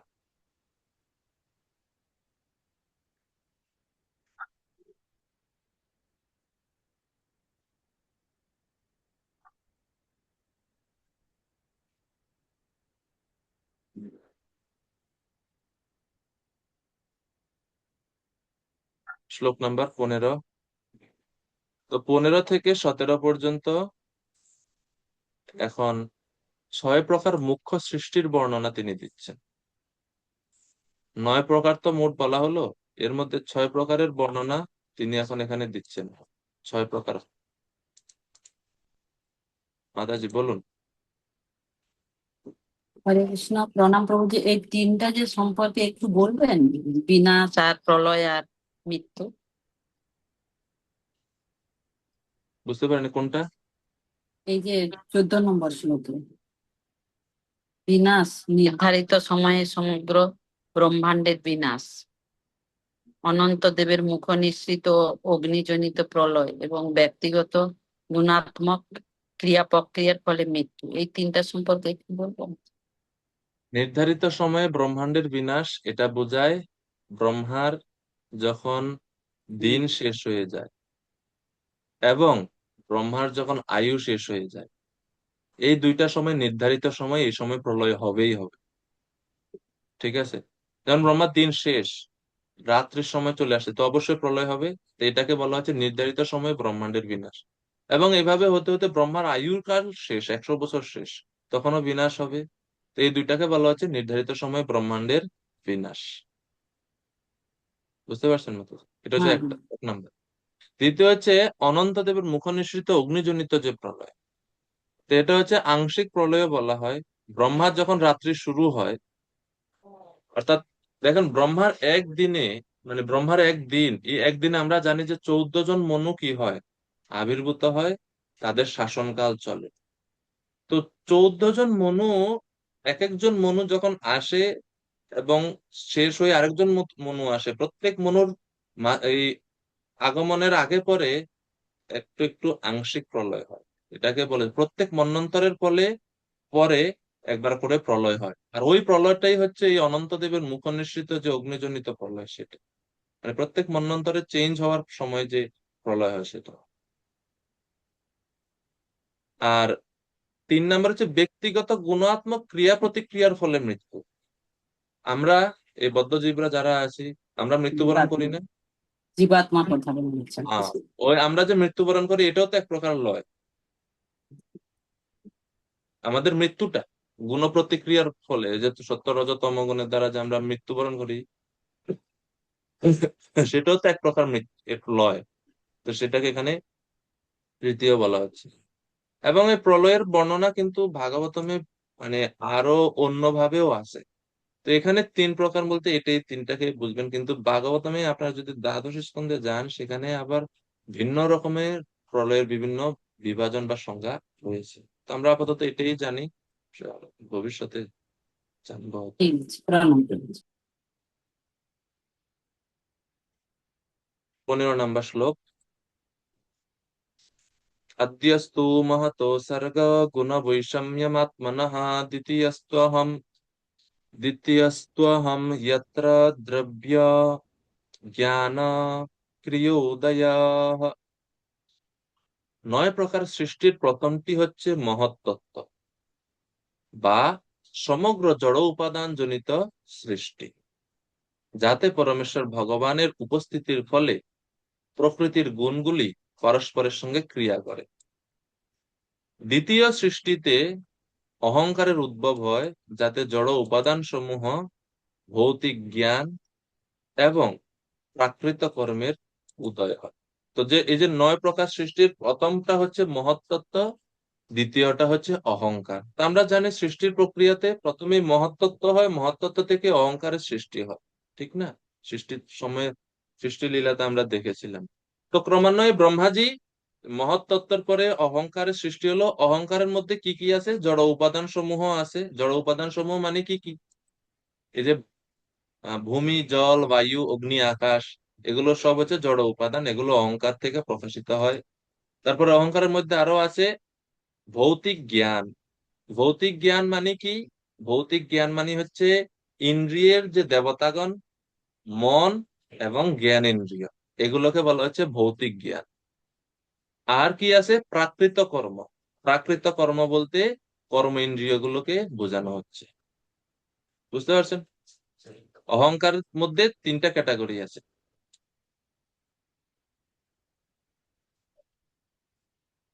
একটা কাজ করি আমি, আপনারা একটু আপনাদের চ্যাট বক্সে দেখুন, একটা ছবি দেওয়া আছে, ছবিটা দেখুন।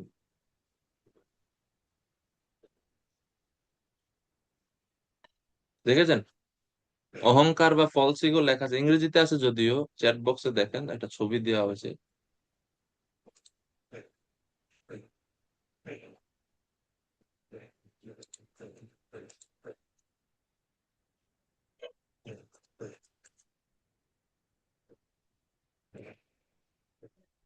এটা একটু পড়েন আপনারা।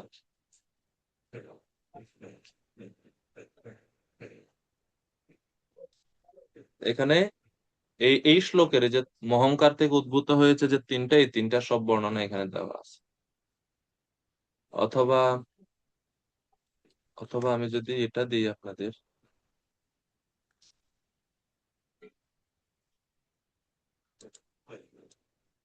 একটু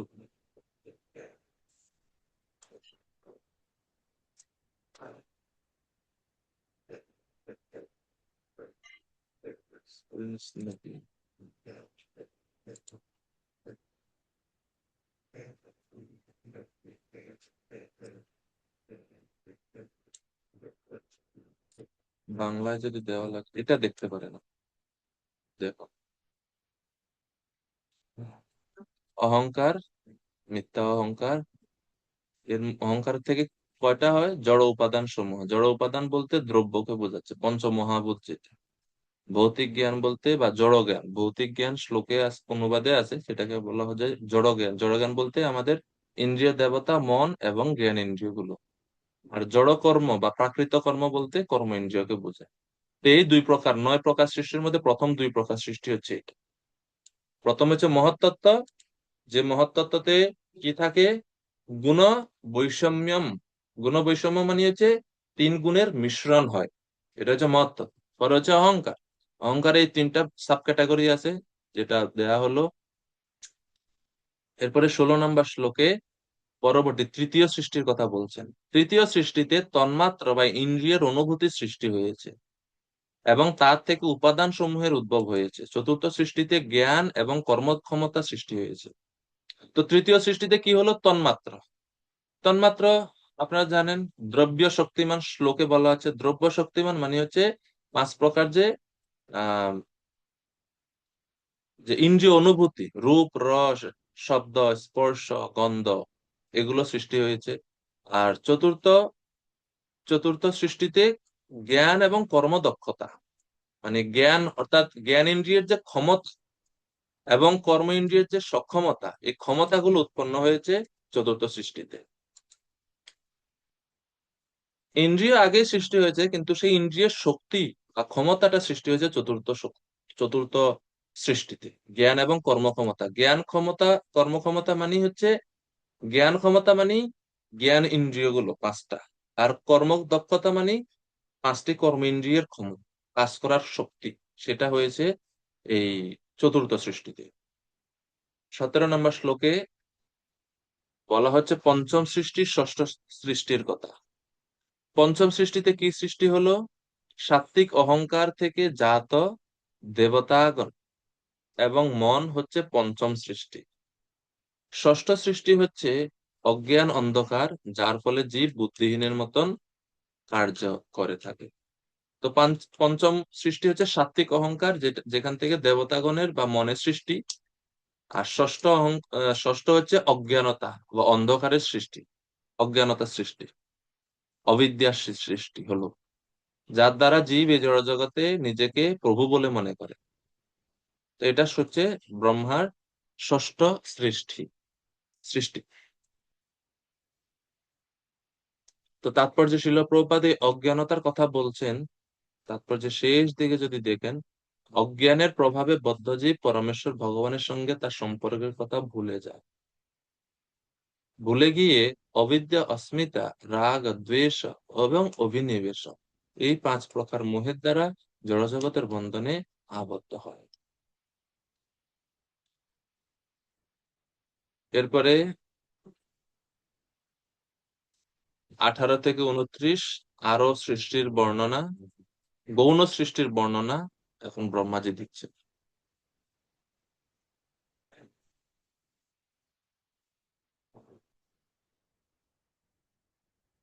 এখন দেখেন 15 থেকে 17 নম্বর শ্লোকে আমরা যে 6 প্রকার সৃষ্টির বর্ণনা দেখলাম, এগুলো ছিল প্রাকৃত স্বর্গ।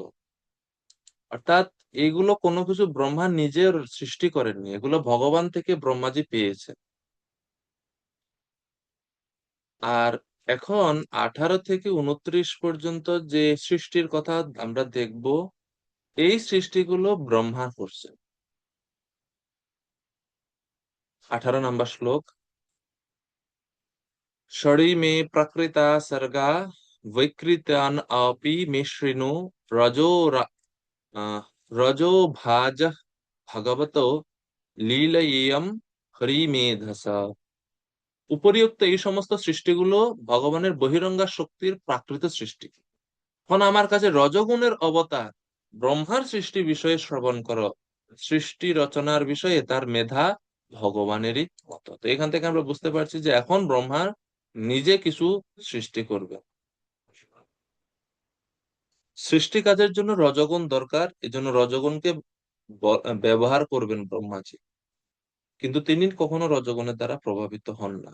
এবং ওনার মেধা, সৃষ্টির বিষয়ে ওনার মেধা ঠিক ভগবানেরই মতো। সেখানে বলা হচ্ছে হরি মেধাসা, যার মেধা হচ্ছে ভগবানের মতোই সৃষ্টি বিষয়ে। তো শ্লোক নাম্বার 19, সপ্তম সরি সপ্তম সপ্তম মুখ্য সর্গস্তু ষড়বিধ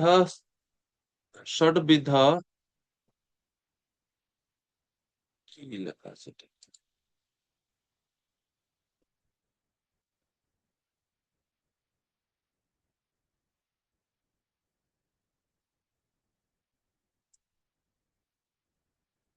ষড়বিধস্তুষ্যস কি এটা? তস্থুষাম চ নাকি? আমি উচ্চারণ করতে পারতেছি না এটা। বনস্পতি ঔষধি লতা ত্বক সারা বিরোধদ্রুমা। সপ্তম সৃষ্টিতে আগে তো 6 প্রকারের কথা দেখলাম আমরা, যেটা প্রাকৃত স্বর্গ বা প্রাকৃত সৃষ্টি বলা হয়েছে 6টি। এখন সপ্তম সৃষ্টিতে এসে বা সপ্তম পর্যায়ে এসে এখন ব্রহ্মাজি সপ্তম সৃষ্টি করলেন, তিনি স্থাবর সমূহ সৃষ্টি করলেন। স্থাবর সৃষ্টি কত প্রকার? 6 প্রকার। স্থাবর সৃষ্টি 6 প্রকার। কি কি? বনস্পতি, ঔষধি, লতা, ত্বকসার, বিরুধা, দ্রুম। বনস্পতি মানে কি? বনস্পতির বৈশিষ্ট্য হচ্ছে পুষ্পবিহীন ফলবান বৃক্ষ, ফুল ধরে না কিন্তু ফল দেয়, এগুলোকে বলেছে বনস্পতি। ব্রহ্মা এই বনস্পতিদের সৃষ্টি করলেন। তারপরে হচ্ছে ঔষধি। ঔষধি বলতে যে গাছের ফল পাকলে গাছ মারা যায়, এটাকে বলা হচ্ছে ঔষধি। ওই শ্রেণীর গাছগুলোকে বলা হয় ঔষধি। ওই ঔষধি বৃক্ষ সৃষ্টি করলেন। 3 নাম্বার হচ্ছে লতা। লতা মানে আমরা বুঝি যাদের সাহায্য দরকার, সাপোর্ট দরকার সৃষ্টি মানে বাড়ার জন্য, এগুলো হচ্ছে বলা হয় লতা। যেমন আপনি লাউ বা কুমড়ো গাছের লতা, এই লতাগুলো উপরে উঠতে হলে সাহায্য দরকার, নিজে নিজে বড় হতে পারে না। গাছ যেরকম সোজা হয়ে উঠতে পারে, তারা এরকম পারে না।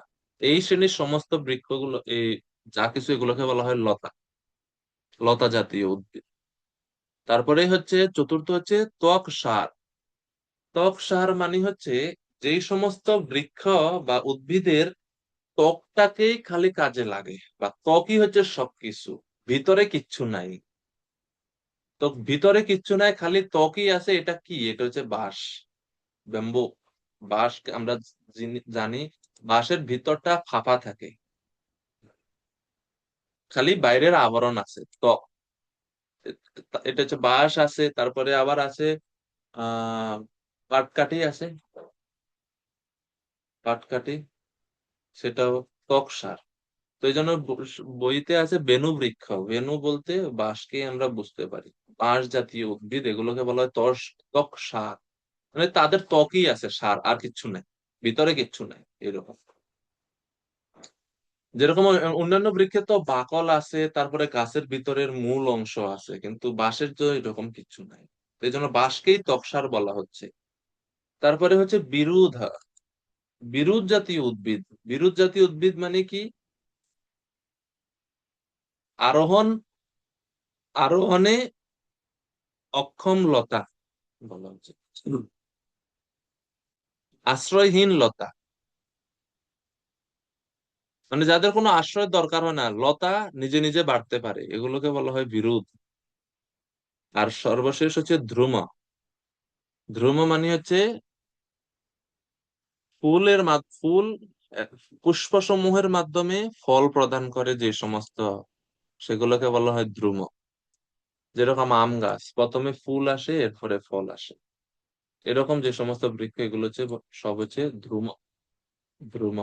তো এই 6 প্রকার সৃষ্টি হচ্ছে সপ্তম সৃষ্টির অন্তর্গত, যেটা 19 নম্বর শ্লোকে বলা আছে। তাহলে বুঝতে পারছেন পার্থক্য? লতা এবং বিরুদের মধ্যে পার্থক্য বুঝতে পারছেন? লতা হচ্ছে যাদের আরোহণ দরকার, মানে কোনো সাহায্য ছাড়া তারা উঠতে পারে না। আর বিরুদ হচ্ছে লতা জাতীয় কিন্তু একটু শক্ত, এ কারণে তারা নিজেরা নিজেরা বাড়তে পারে, আরোহণের বা কোনো কিছু সাপোর্টের দরকার হয় না। এই হচ্ছে পার্থক্য। ঔষধি বৃক্ষের কোনো নাম বলতে পারবেন? ফল পাকলে বৃক্ষ মারা যায়, সেগুলো হচ্ছে ঔষধি, যেরকম কোনো উদাহরণ দিতে পারবেন?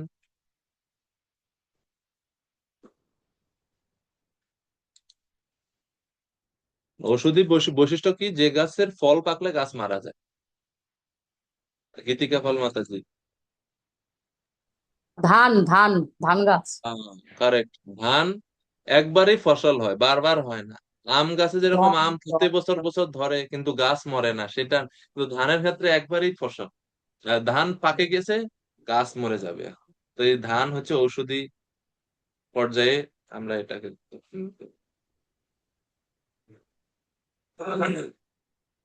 তো এই হচ্ছে সপ্তম সৃষ্টির, ব্রহ্মাজির সৃষ্টির কথা আমরা এখানে দেখলাম। এখন 20 নম্বর শ্লোকে বলছে যে এই সৃষ্টির, এই যে সপ্তম সৃষ্টি, মানে স্থাবর সমূহ, যাদের 6টা প্রকার আছে, তাদের কিছু বৈশিষ্ট্য আছে। কি বৈশিষ্ট্য? অর্থাৎ এই যে বৃক্ষ বা উদ্ভিদ শ্রেণীর বৈশিষ্ট্য আছে। ও বৈশিষ্ট্যটা 20 নম্বর শ্লোকে আছে। উৎস্রোতসঃ তম প্রায়ঃ অন্তঃস্পর্শ বিশেষিণঃ। কয়টা বৈশিষ্ট্য হলো?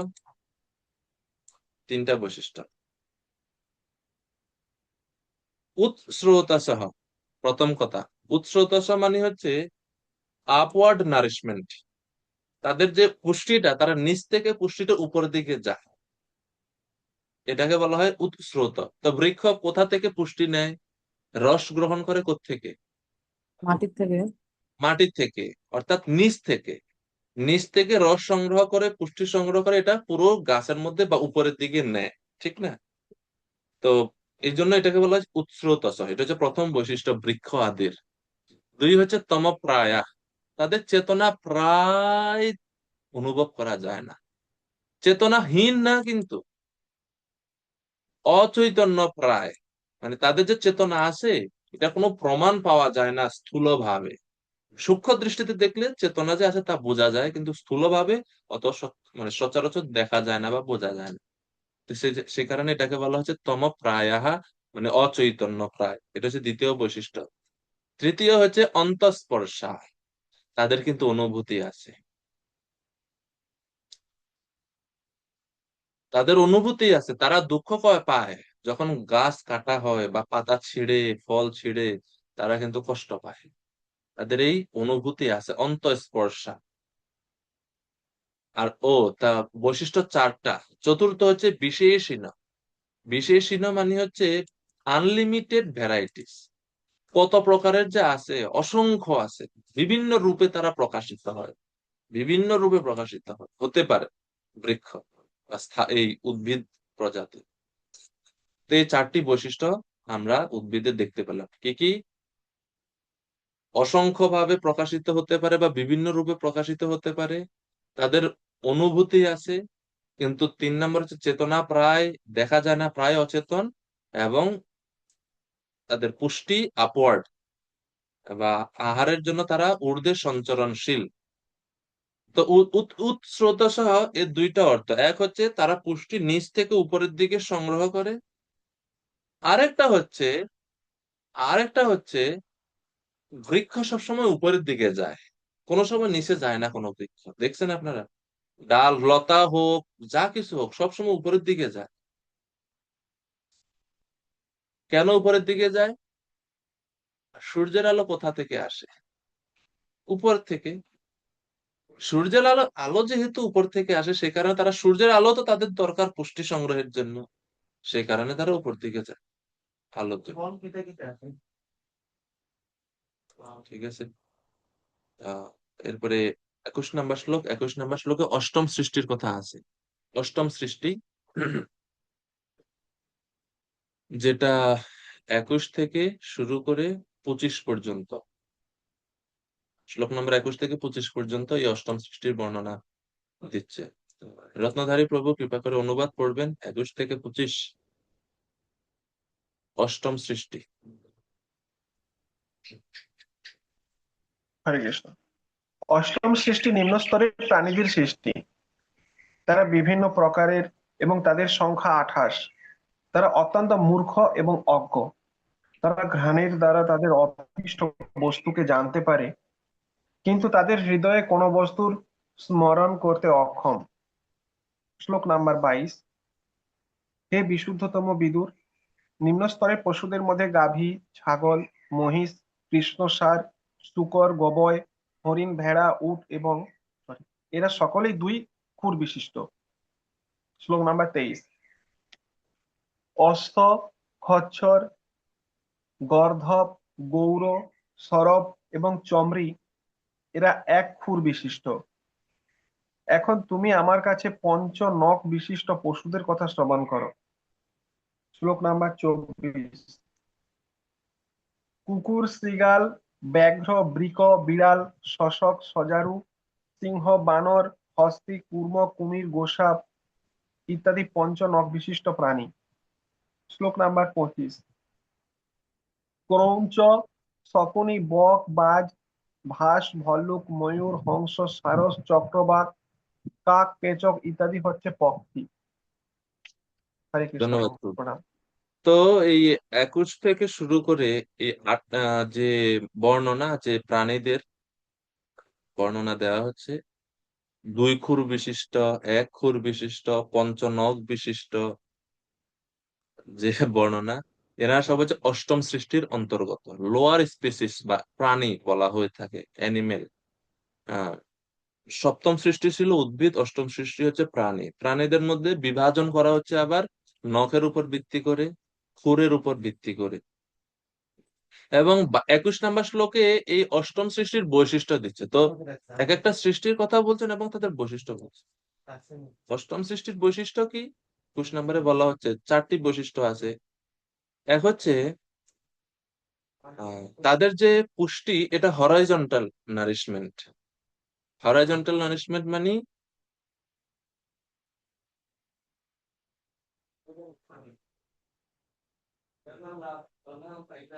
তারা গ্রহণ করে, খাবার গ্রহণ করে, পুষ্টিটা সমান্তরাল ভাবে যায়, এরপরে আবার সেটা তাদের শরীর থেকে বের হয়ে যায়।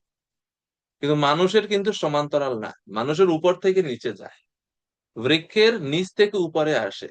আর প্রাণীদের সমান। দেখবেন আপনি গাভী, হরিণ, ছাগল, এই যে সমস্ত প্রাণীরা, তাদের শরীরটা সমান্তরাল থাকে না। উদর মানে খায়, উদরের মাধ্যমে হজম হয়, এরপরে আবার শরীর থেকে বের হয়ে যায়। এই যে সমান্তরাল নারিশমেন্ট বলা হয়, ইংরেজিতে বলে হরিজন্টাল নারিশমেন্ট। তারপরে তাদের এটা হচ্ছে প্রথম বৈশিষ্ট্য গুলো। দ্বিতীয় বৈশিষ্ট্য হচ্ছে যে তাদের ভবিষ্যৎ সম্বন্ধে, মানে পরিণতি কি হবে, এগুলো তারা অত বেশি বুঝতে পারে না। তারা অত্যন্ত মূর্খ এবং অজ্ঞ। যেটা হচ্ছে পরবর্তী বৈশিষ্ট্য, মূর্খ এবং অজ্ঞ। তৃতীয় বৈশিষ্ট্য হচ্ছে ঘ্রাণের দ্বারা অভিষ্ট বস্তুকে তারা জানতে পারে।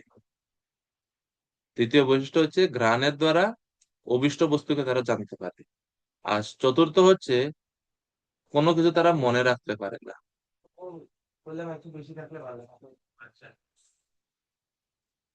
হৃদয়ে কোনো বস্তু স্মরণ করতে অক্ষম। তো শ্রীল প্রভুপাদ তাৎপর্য বলছেন, বেদের নিম্ন স্তরের পশুদের বর্ণনা করে বলা হচ্ছে, শ্লোক উদ্ধৃতি করছেন প্রভুপাদ, যে নিম্ন স্তরের পশুদের কি বৈশিষ্ট্য? তারা কেবল ক্ষুধা ও তৃষ্ণার জ্ঞান আছে, আর কোনো কিছু তারা জানে না। ক্ষুধা তৃষ্ণা যদি মিটানো হয়ে যায়, তাহলে তাদের আর কিছু লাগে না। আপনি অপমান করেন, লাঠি দিয়ে 2-4টা মারেন, তারপরে অসুবিধা নাই, আবার খাবার দেন, হে চলে আসবে আপনার কাছে, আপনার বশ মানবে সে। এর হচ্ছে পশুদের বৈশিষ্ট্য। কিন্তু মানুষ এরকম না। অপমান করলে আর যেত না, দরকার না খেয়ে মরবে, তারপরেও যাবে না। তো এটা হচ্ছে বৈশিষ্ট্য। ক্ষুধা তৃষ্ণায় তাদের জ্ঞান আছে, আর কোনো কিছুর জ্ঞান নাই, তাদের জ্ঞান অর্জনের ক্ষমতাও নাই। তাদের কোনো দূরদৃষ্টি নাই, দূরদৃষ্টি বা ভবিষ্যৎ চিন্তা করে না তারা কখনো, দূরদৃষ্টি নাই তাদের। তাদের ব্যবহার ভদ্রতার রীতিনীতির অপেক্ষা করে না। তো তাদের কোনো ভদ্রতার বালাই নেই, তারা চিন্তা করে না আরে আমি এটা করতেছি আমার সম্মান হবে অসম্মান হবে, এরকম করে না, চিন্তা করে না তারা। এবং অত্যন্ত অজ্ঞ হওয়ার ফলে তারা ঈপ্সিত বস্তু ঘ্রাণের মাধ্যমে তারা জানতে পারে, ঘ্রাণেন্দ্রিয়ের মাধ্যমে তারা জানতে পারে এগুলো, নইলে এমনি তো মনে থাকে না তাদের। এবং তাদের জ্ঞান কেবল কেবল আহার এবং নিদ্রার মধ্যেই সীমিত, মানে খাবারের জন্য এবং ঘুমানোর জন্য যতটুকু বুদ্ধি দরকার ততটুকুই ভগবান তাদেরকে দিয়েছে। এই জন্য দেখবেন গাধা এত ভারী ভারী বোঝা টানে, ঘোড়া এত ভারী ভারী মানে এত ভারী জিনিস বহন করে টেনে টেনে নেয়, কিন্তু তাই এটা তাদের মাথায় আসে না যে আমি কেন এত পরিশ্রম করতেছি, ঘাসের জন্য কি এত পরিশ্রম করতে হবে, ঘাস তো শব্দ সর্বত্র এমনিতেই ফ্রি পাওয়া যায়, কিন্তু ওটা তা ঘোড়া বুঝতে পারে না। তো প্রপাত বলছে যে পশুকে যদি পোষ মানাতে হয়, বলছে বাঘের মতো হিংস্র পশুকে পর্যন্ত পোষ মানানো যায় যদি এই দুইটা জিনিস দেওয়া হয়, কারণ শাস্ত্রে বর্ণনা করে যে তারা শুধুমাত্র আহার আর শয়ন বুঝে। আপনি প্রাণীকে যদি আহার এবং শয়নের ব্যবস্থা করে দেন তে আপনার বশীভূত হবে, যত হিংস্র প্রাণী হোক না কেন বশীভূত হয়ে যাবে। একটা খালি প্রাণী আছে যাকে পোষ মানানো যায় না, সেটা হচ্ছে সাপ। সাপ ছাড়া আর বাদ বাকি সবাইকে পোষ মানানো যায়, বাঘ সিংহকেও পোষ মানানো যায়, কেবল সাপকে এই প্রকার ব্যবস্থা দ্বারা পোষ মানানো যায় না। সাপ হচ্ছে অত্যন্ত হিংস্র, হিংসা পরায়ণ প্রাণী। তো এরপরে 2 খুর বিশিষ্ট প্রাণীদের কথা 22 নম্বর শ্লোকে বলা হয়েছে। পঞ্চনখ বিশিষ্ট প্রাণীদের কথা 23 নম্বর শ্লোকে বলা হয়েছে, 24 নম্বর শ্লোকে বলা হয়েছে। 1 খুর বিশিষ্ট প্রাণীর কথা 23 নম্বরে, আর 24 নম্বরে হচ্ছে পঞ্চনখ বিশিষ্ট প্রাণী, যেমন কুকুর শ্রীগাল, তাদের 5টা 5টা করে নখ আছে। আর পাখি, পাখিরাও এর অন্তর্গত, 25 নম্বর শ্লোকে পাখিদের কথা বলা হচ্ছে। তো এই হচ্ছে অষ্টম সৃষ্টি।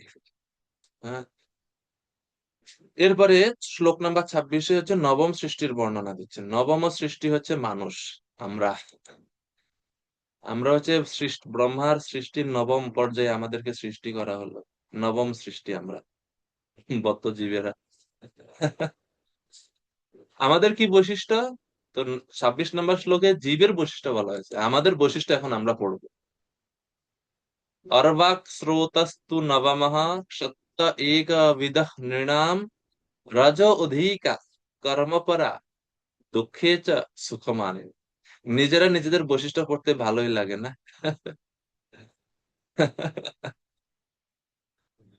তো অনুবাদে বলা হচ্ছে নিম্নগামী খাদ্যনালী বিশিষ্ট যে মনুষ্য শ্রেণী তা শুধু এক প্রকার, এবং তারা হচ্ছে নবম সৃষ্টি, নবম সৃষ্টি। মানুষদের মধ্যে কি বৈশিষ্ট্য? রজগুণের প্রাধান্য অত্যন্ত অধিক, সত্যগুণ তমগুণ আছে কিন্তু রজগুণটা অধিক পরিমাণে। তাই মানুষ নানা রকম দুঃখ দুর্দশার মধ্যেও সর্বদা কর্মতৎপর, কারণ রজগুণ মানে হচ্ছে সবসময় উদ্যমতা, কর্ম করা জন্য অনুপ্রাণিত করে রজগুণ। এই জন্য বলছে নানা প্রকার দুঃখ দুর্দশার মধ্যেও সে কর্মতৎপর, এবং তারা সর্বতভাবে নিজেদেরকে সুখী বলে মনে করে, দুঃখের মধ্যেও নিজেকে সুখী বলে ভাবে, দুঃখের মধ্যে আছে কিন্তু ভাবতেছে আমি সুখেই আছি। এই হচ্ছে মানুষদের নবম সৃষ্টি মানুষের বৈশিষ্ট্য। তো যেহেতু এক প্রকারেরই সে কারণে আর কোনো বিস্তারিত কিছু বলে না। তাই মানুষেরও বৈশিষ্ট্য 4টা বলা হচ্ছে। আমাদের নারিশমেন্ট হচ্ছে ডাউনওয়ার্ড, বৃক্ষের নারিশমেন্ট হচ্ছে আপওয়ার্ড, প্রাণীদের হচ্ছে হরাইজন্টাল, আর মানুষদের হচ্ছে ডাউনওয়ার্ড। আমরা মুখ দিয়ে খাই, সেটা আস্তে আস্তে আস্তে আস্তে নিচের দিকে যায়। তো এই হচ্ছে এভাবে আমরা নারিশমেন্ট পাই, পুষ্টি পাই আমরা। তো এটা হচ্ছে প্রথম বৈশিষ্ট্য, ডাউনওয়ার্ড নারিশমেন্ট। দ্বিতীয় হচ্ছে আমরা রজ অধিক। তৃতীয় হচ্ছে কর্মপরায়ণ, খালি কাজ আর কাজ, কাজ ছাড়া থাকতে পারিনি। আর চতুর্থ হচ্ছে দুঃখের মধ্যেও নিজেদেরকে সুখী বলে মনে করে। এই 4টা হচ্ছে আমাদের বৈশিষ্ট্য, মানুষের বৈশিষ্ট্য। শ্রীল প্রভুপাদ তাৎপর্যে ব্যাখ্যা করছেন যে মানুষের মধ্যে রজগুণের প্রভাব পশুদের থেকেও বেশি, তাই তাদের যৌন জীবন অধিক অনিয়মিত। পশুদের যৌন জীবন অনিয়মিত নয়, তাদের ইন্দ্রিয় সংযত বলা যেতে পারে। আপনি পশুদের দেখুন, তারা তাদের যে নির্দিষ্ট প্রাকৃতিক সময়, সেই সময় ছাড়া তারা, না স্ত্রী পুরুষ পশু একসাথে থাকলেও তারা পরস্পর মিলিত হয় না, তাদের মধ্যে এই ভাব নাই। যেহেতু রজগুণের প্রভাব বেশি, সেখানে মানুষের জন্য কোনো নির্দিষ্ট সময় না, মানুষ যে কোনো সময় এই কার্যে লিপ্ত হতে পারে। তো এটা হচ্ছে ভয়ানক অবস্থা, ভয়ানক অবস্থা। তো শিল প্রপাত তাৎপর্য এটাই ব্যাখ্যা করছেন। আর প্রপাত শেষে বলছেন যে এই যে মানুষ এই জড়জাগতিক সুযোগ সুবিধা পেয়ে এমন মনে করে যে ক্লেশ করা অবস্থাকে সে মনে করে এটা হচ্ছে সুখ। এমনকি পশুরা যে প্রাকৃতিক সুখ স্বাচ্ছন্দ্য উপভোগ করে থাকে তার থেকেও মনুষ্য জীবনের এই দুঃখ আরো বেশি প্রবল, কারণ সে সুখটাকে কি জিনিস সেটা সে বুঝেই না, সে দুঃখটাকে সুখ বলে মনে করে। 27 নম্বর শ্লোক। 27 নম্বর শ্লোক এখন বলছেন, হে সত্তম বিধুর, এই শেষ তিনটি, এই শেষ তিনটি মানে কি, যে স্থাবর মানে হচ্ছে উদ্ভিদ, জঙ্গম মানে হচ্ছে এই যে প্রাণী সমূহ বা পাখি সমূহ, এবং মানুষ। তো বলছে এই শেষ তিনটি সৃষ্টি এবং দেবতাদের সৃষ্টি। দেবতাদের সৃষ্টি হচ্ছে দশম সৃষ্টি, যেটা পরের শ্লোকে আছে, 28 নম্বর শ্লোকে। দশম সৃষ্টি দেবতাদের সৃষ্টি, এটা হচ্ছে বৈকৃত সৃষ্টি, যা পূর্ব বর্ণিত প্রাকৃত সৃষ্টি থেকে ভিন্ন। অর্থাৎ প্রাকৃত সৃষ্টি হচ্ছে ভগবানের সৃষ্টি, আর এই যে তিনটা সৃষ্টি আমরা দেখলাম, উদ্ভিদ, প্রাণী এবং মানুষ, এগুলো হচ্ছে বৈকৃত সৃষ্টি। বৈকৃত সৃষ্টি মানে হচ্ছে ব্রহ্মার দ্বারা সৃষ্ট। ব্রহ্মা এই সৃষ্টিগুলো করছে, মানে এই যে দেহগুলো সৃষ্টি করে করছেন ব্রহ্মাজি করছেন, এই জন্য এটাকে বলা হচ্ছে বৈকৃত সৃষ্টি। তবে এই প্রাকৃত এবং বৈকৃতর মাঝামাঝি আর একটা শ্রেণী আছে, যেটা হচ্ছে চতুষ্কুমার আদি, চতুর্সন। তাদের সৃষ্টি প্রাকৃত এবং বৈকৃত উভয়, উভয়াত্মক। কেন? কেন উভয়াত্মক? চতুষ্কুমারেরা মানুষ না দেবতা? উভয়। কেননা তাদের প্রকাশ হয়েছে কার কাছ থেকে? ব্রহ্মার কাছ থেকে। তাহলে ব্রহ্মা সৃষ্টি হলো, বৈকৃত হলো, আবার একই সাথে তারা জ্ঞানের পূর্ণ অবস্থায় অবস্থান করছে, তাদের চেতনা পূর্ণ বিকশিত, সেখানে তারা প্রাকৃতর মধ্যেও আছে, মানে ভগবত সৃষ্টির মধ্যেও আছে। সেই কারণে বলা হচ্ছে চতুষ্কুমারেরা, চতুষ্কুমারদের সৃষ্টি হচ্ছে প্রাকৃত বৈকৃত উভয়ের মিশ্রণ। ঠিক আছে। তো 28-29 এখন দশম সৃষ্টি অর্থাৎ দেবতাদের কথা বলা হচ্ছে। দশম সৃষ্টি হচ্ছে দেবতারা। দেবতাদের প্রকারভেদ বলা হচ্ছে, বৈকারিক দেব সৃষ্টি 8 প্রকার। দেবতারা 8 প্রকারের: দেব, পিতৃ, অসুর, গন্ধর্ব ও অপ্সরা, যক্ষ ও রাক্ষস, সিদ্ধচারণ ও বিদ্যাধর। 7 নম্বর হচ্ছে ভূত, প্রেত ও পিশাচ। 8 নম্বর হচ্ছে কিন্নর। ব্রহ্মাণ্ডের স্রষ্টা ব্রহ্মা এদের সৃষ্টি করলেন। এই হচ্ছে 8 প্রকার দেব সৃষ্টি, যেটা হচ্ছে ব্রহ্মার দশম সৃষ্টির অন্তর্গত বা দশম সৃষ্টির মধ্যে পড়ছে।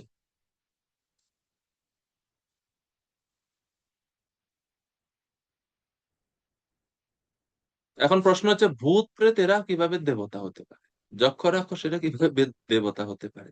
প্রভেদ বলছেন, ভূত প্রেত পিশাচদের দেবতার মধ্যে গণনা করা হয়, কেননা তারা নানা প্রকার অসাধারণ কার্য সম্পাদন করতে পারে, যা মানুষের পক্ষে সম্ভব না।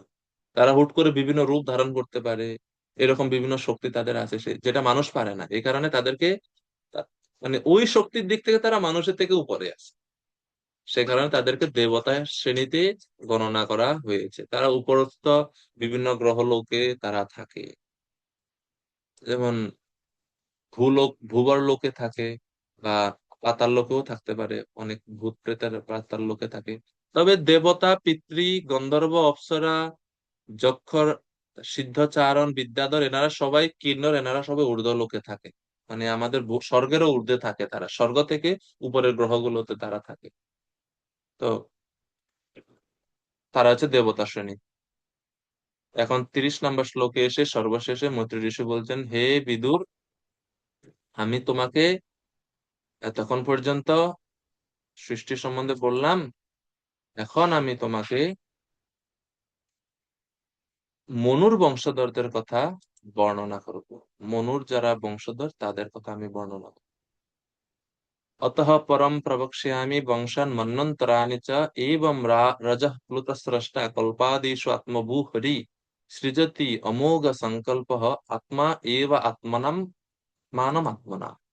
অর্থাৎ আমি এখন মনুর বংশধরদের কথা বর্ণনা করব। পরমেশ্বর ভগবানের রজগুণের অবতার সৃষ্টিকর্তা ব্রহ্মা অব্যর্থ সংকল্প সহকারে প্রতিকল্পে ভগবানের শক্তি দ্বারা ব্রহ্মাণ্ড সৃষ্টি করে থাকে। অর্থাৎ ব্রহ্মা প্রতিকল্পে এরকম ব্রহ্মাণ্ড সৃষ্টি করেন, এরকম সৃষ্টি সমূহ এই 10 প্রকারে তিনি প্রকাশ করেন। তা এখন আমি তোমাকে মন্বন্তর বা মনুর বংশধরদের কথা বলবো। এইভাবে এই 10ম অধ্যায় শেষ হচ্ছে। ইতি শ্রীমদ্ ভাগবতে তৃতীয় স্কন্ধের সৃষ্টির বিভাগ নামক 10ম অধ্যায়ের ভক্তি বেদান্ত তাৎপর্য। হরে কৃষ্ণ কৃষ্ণ কৃষ্ণ হরে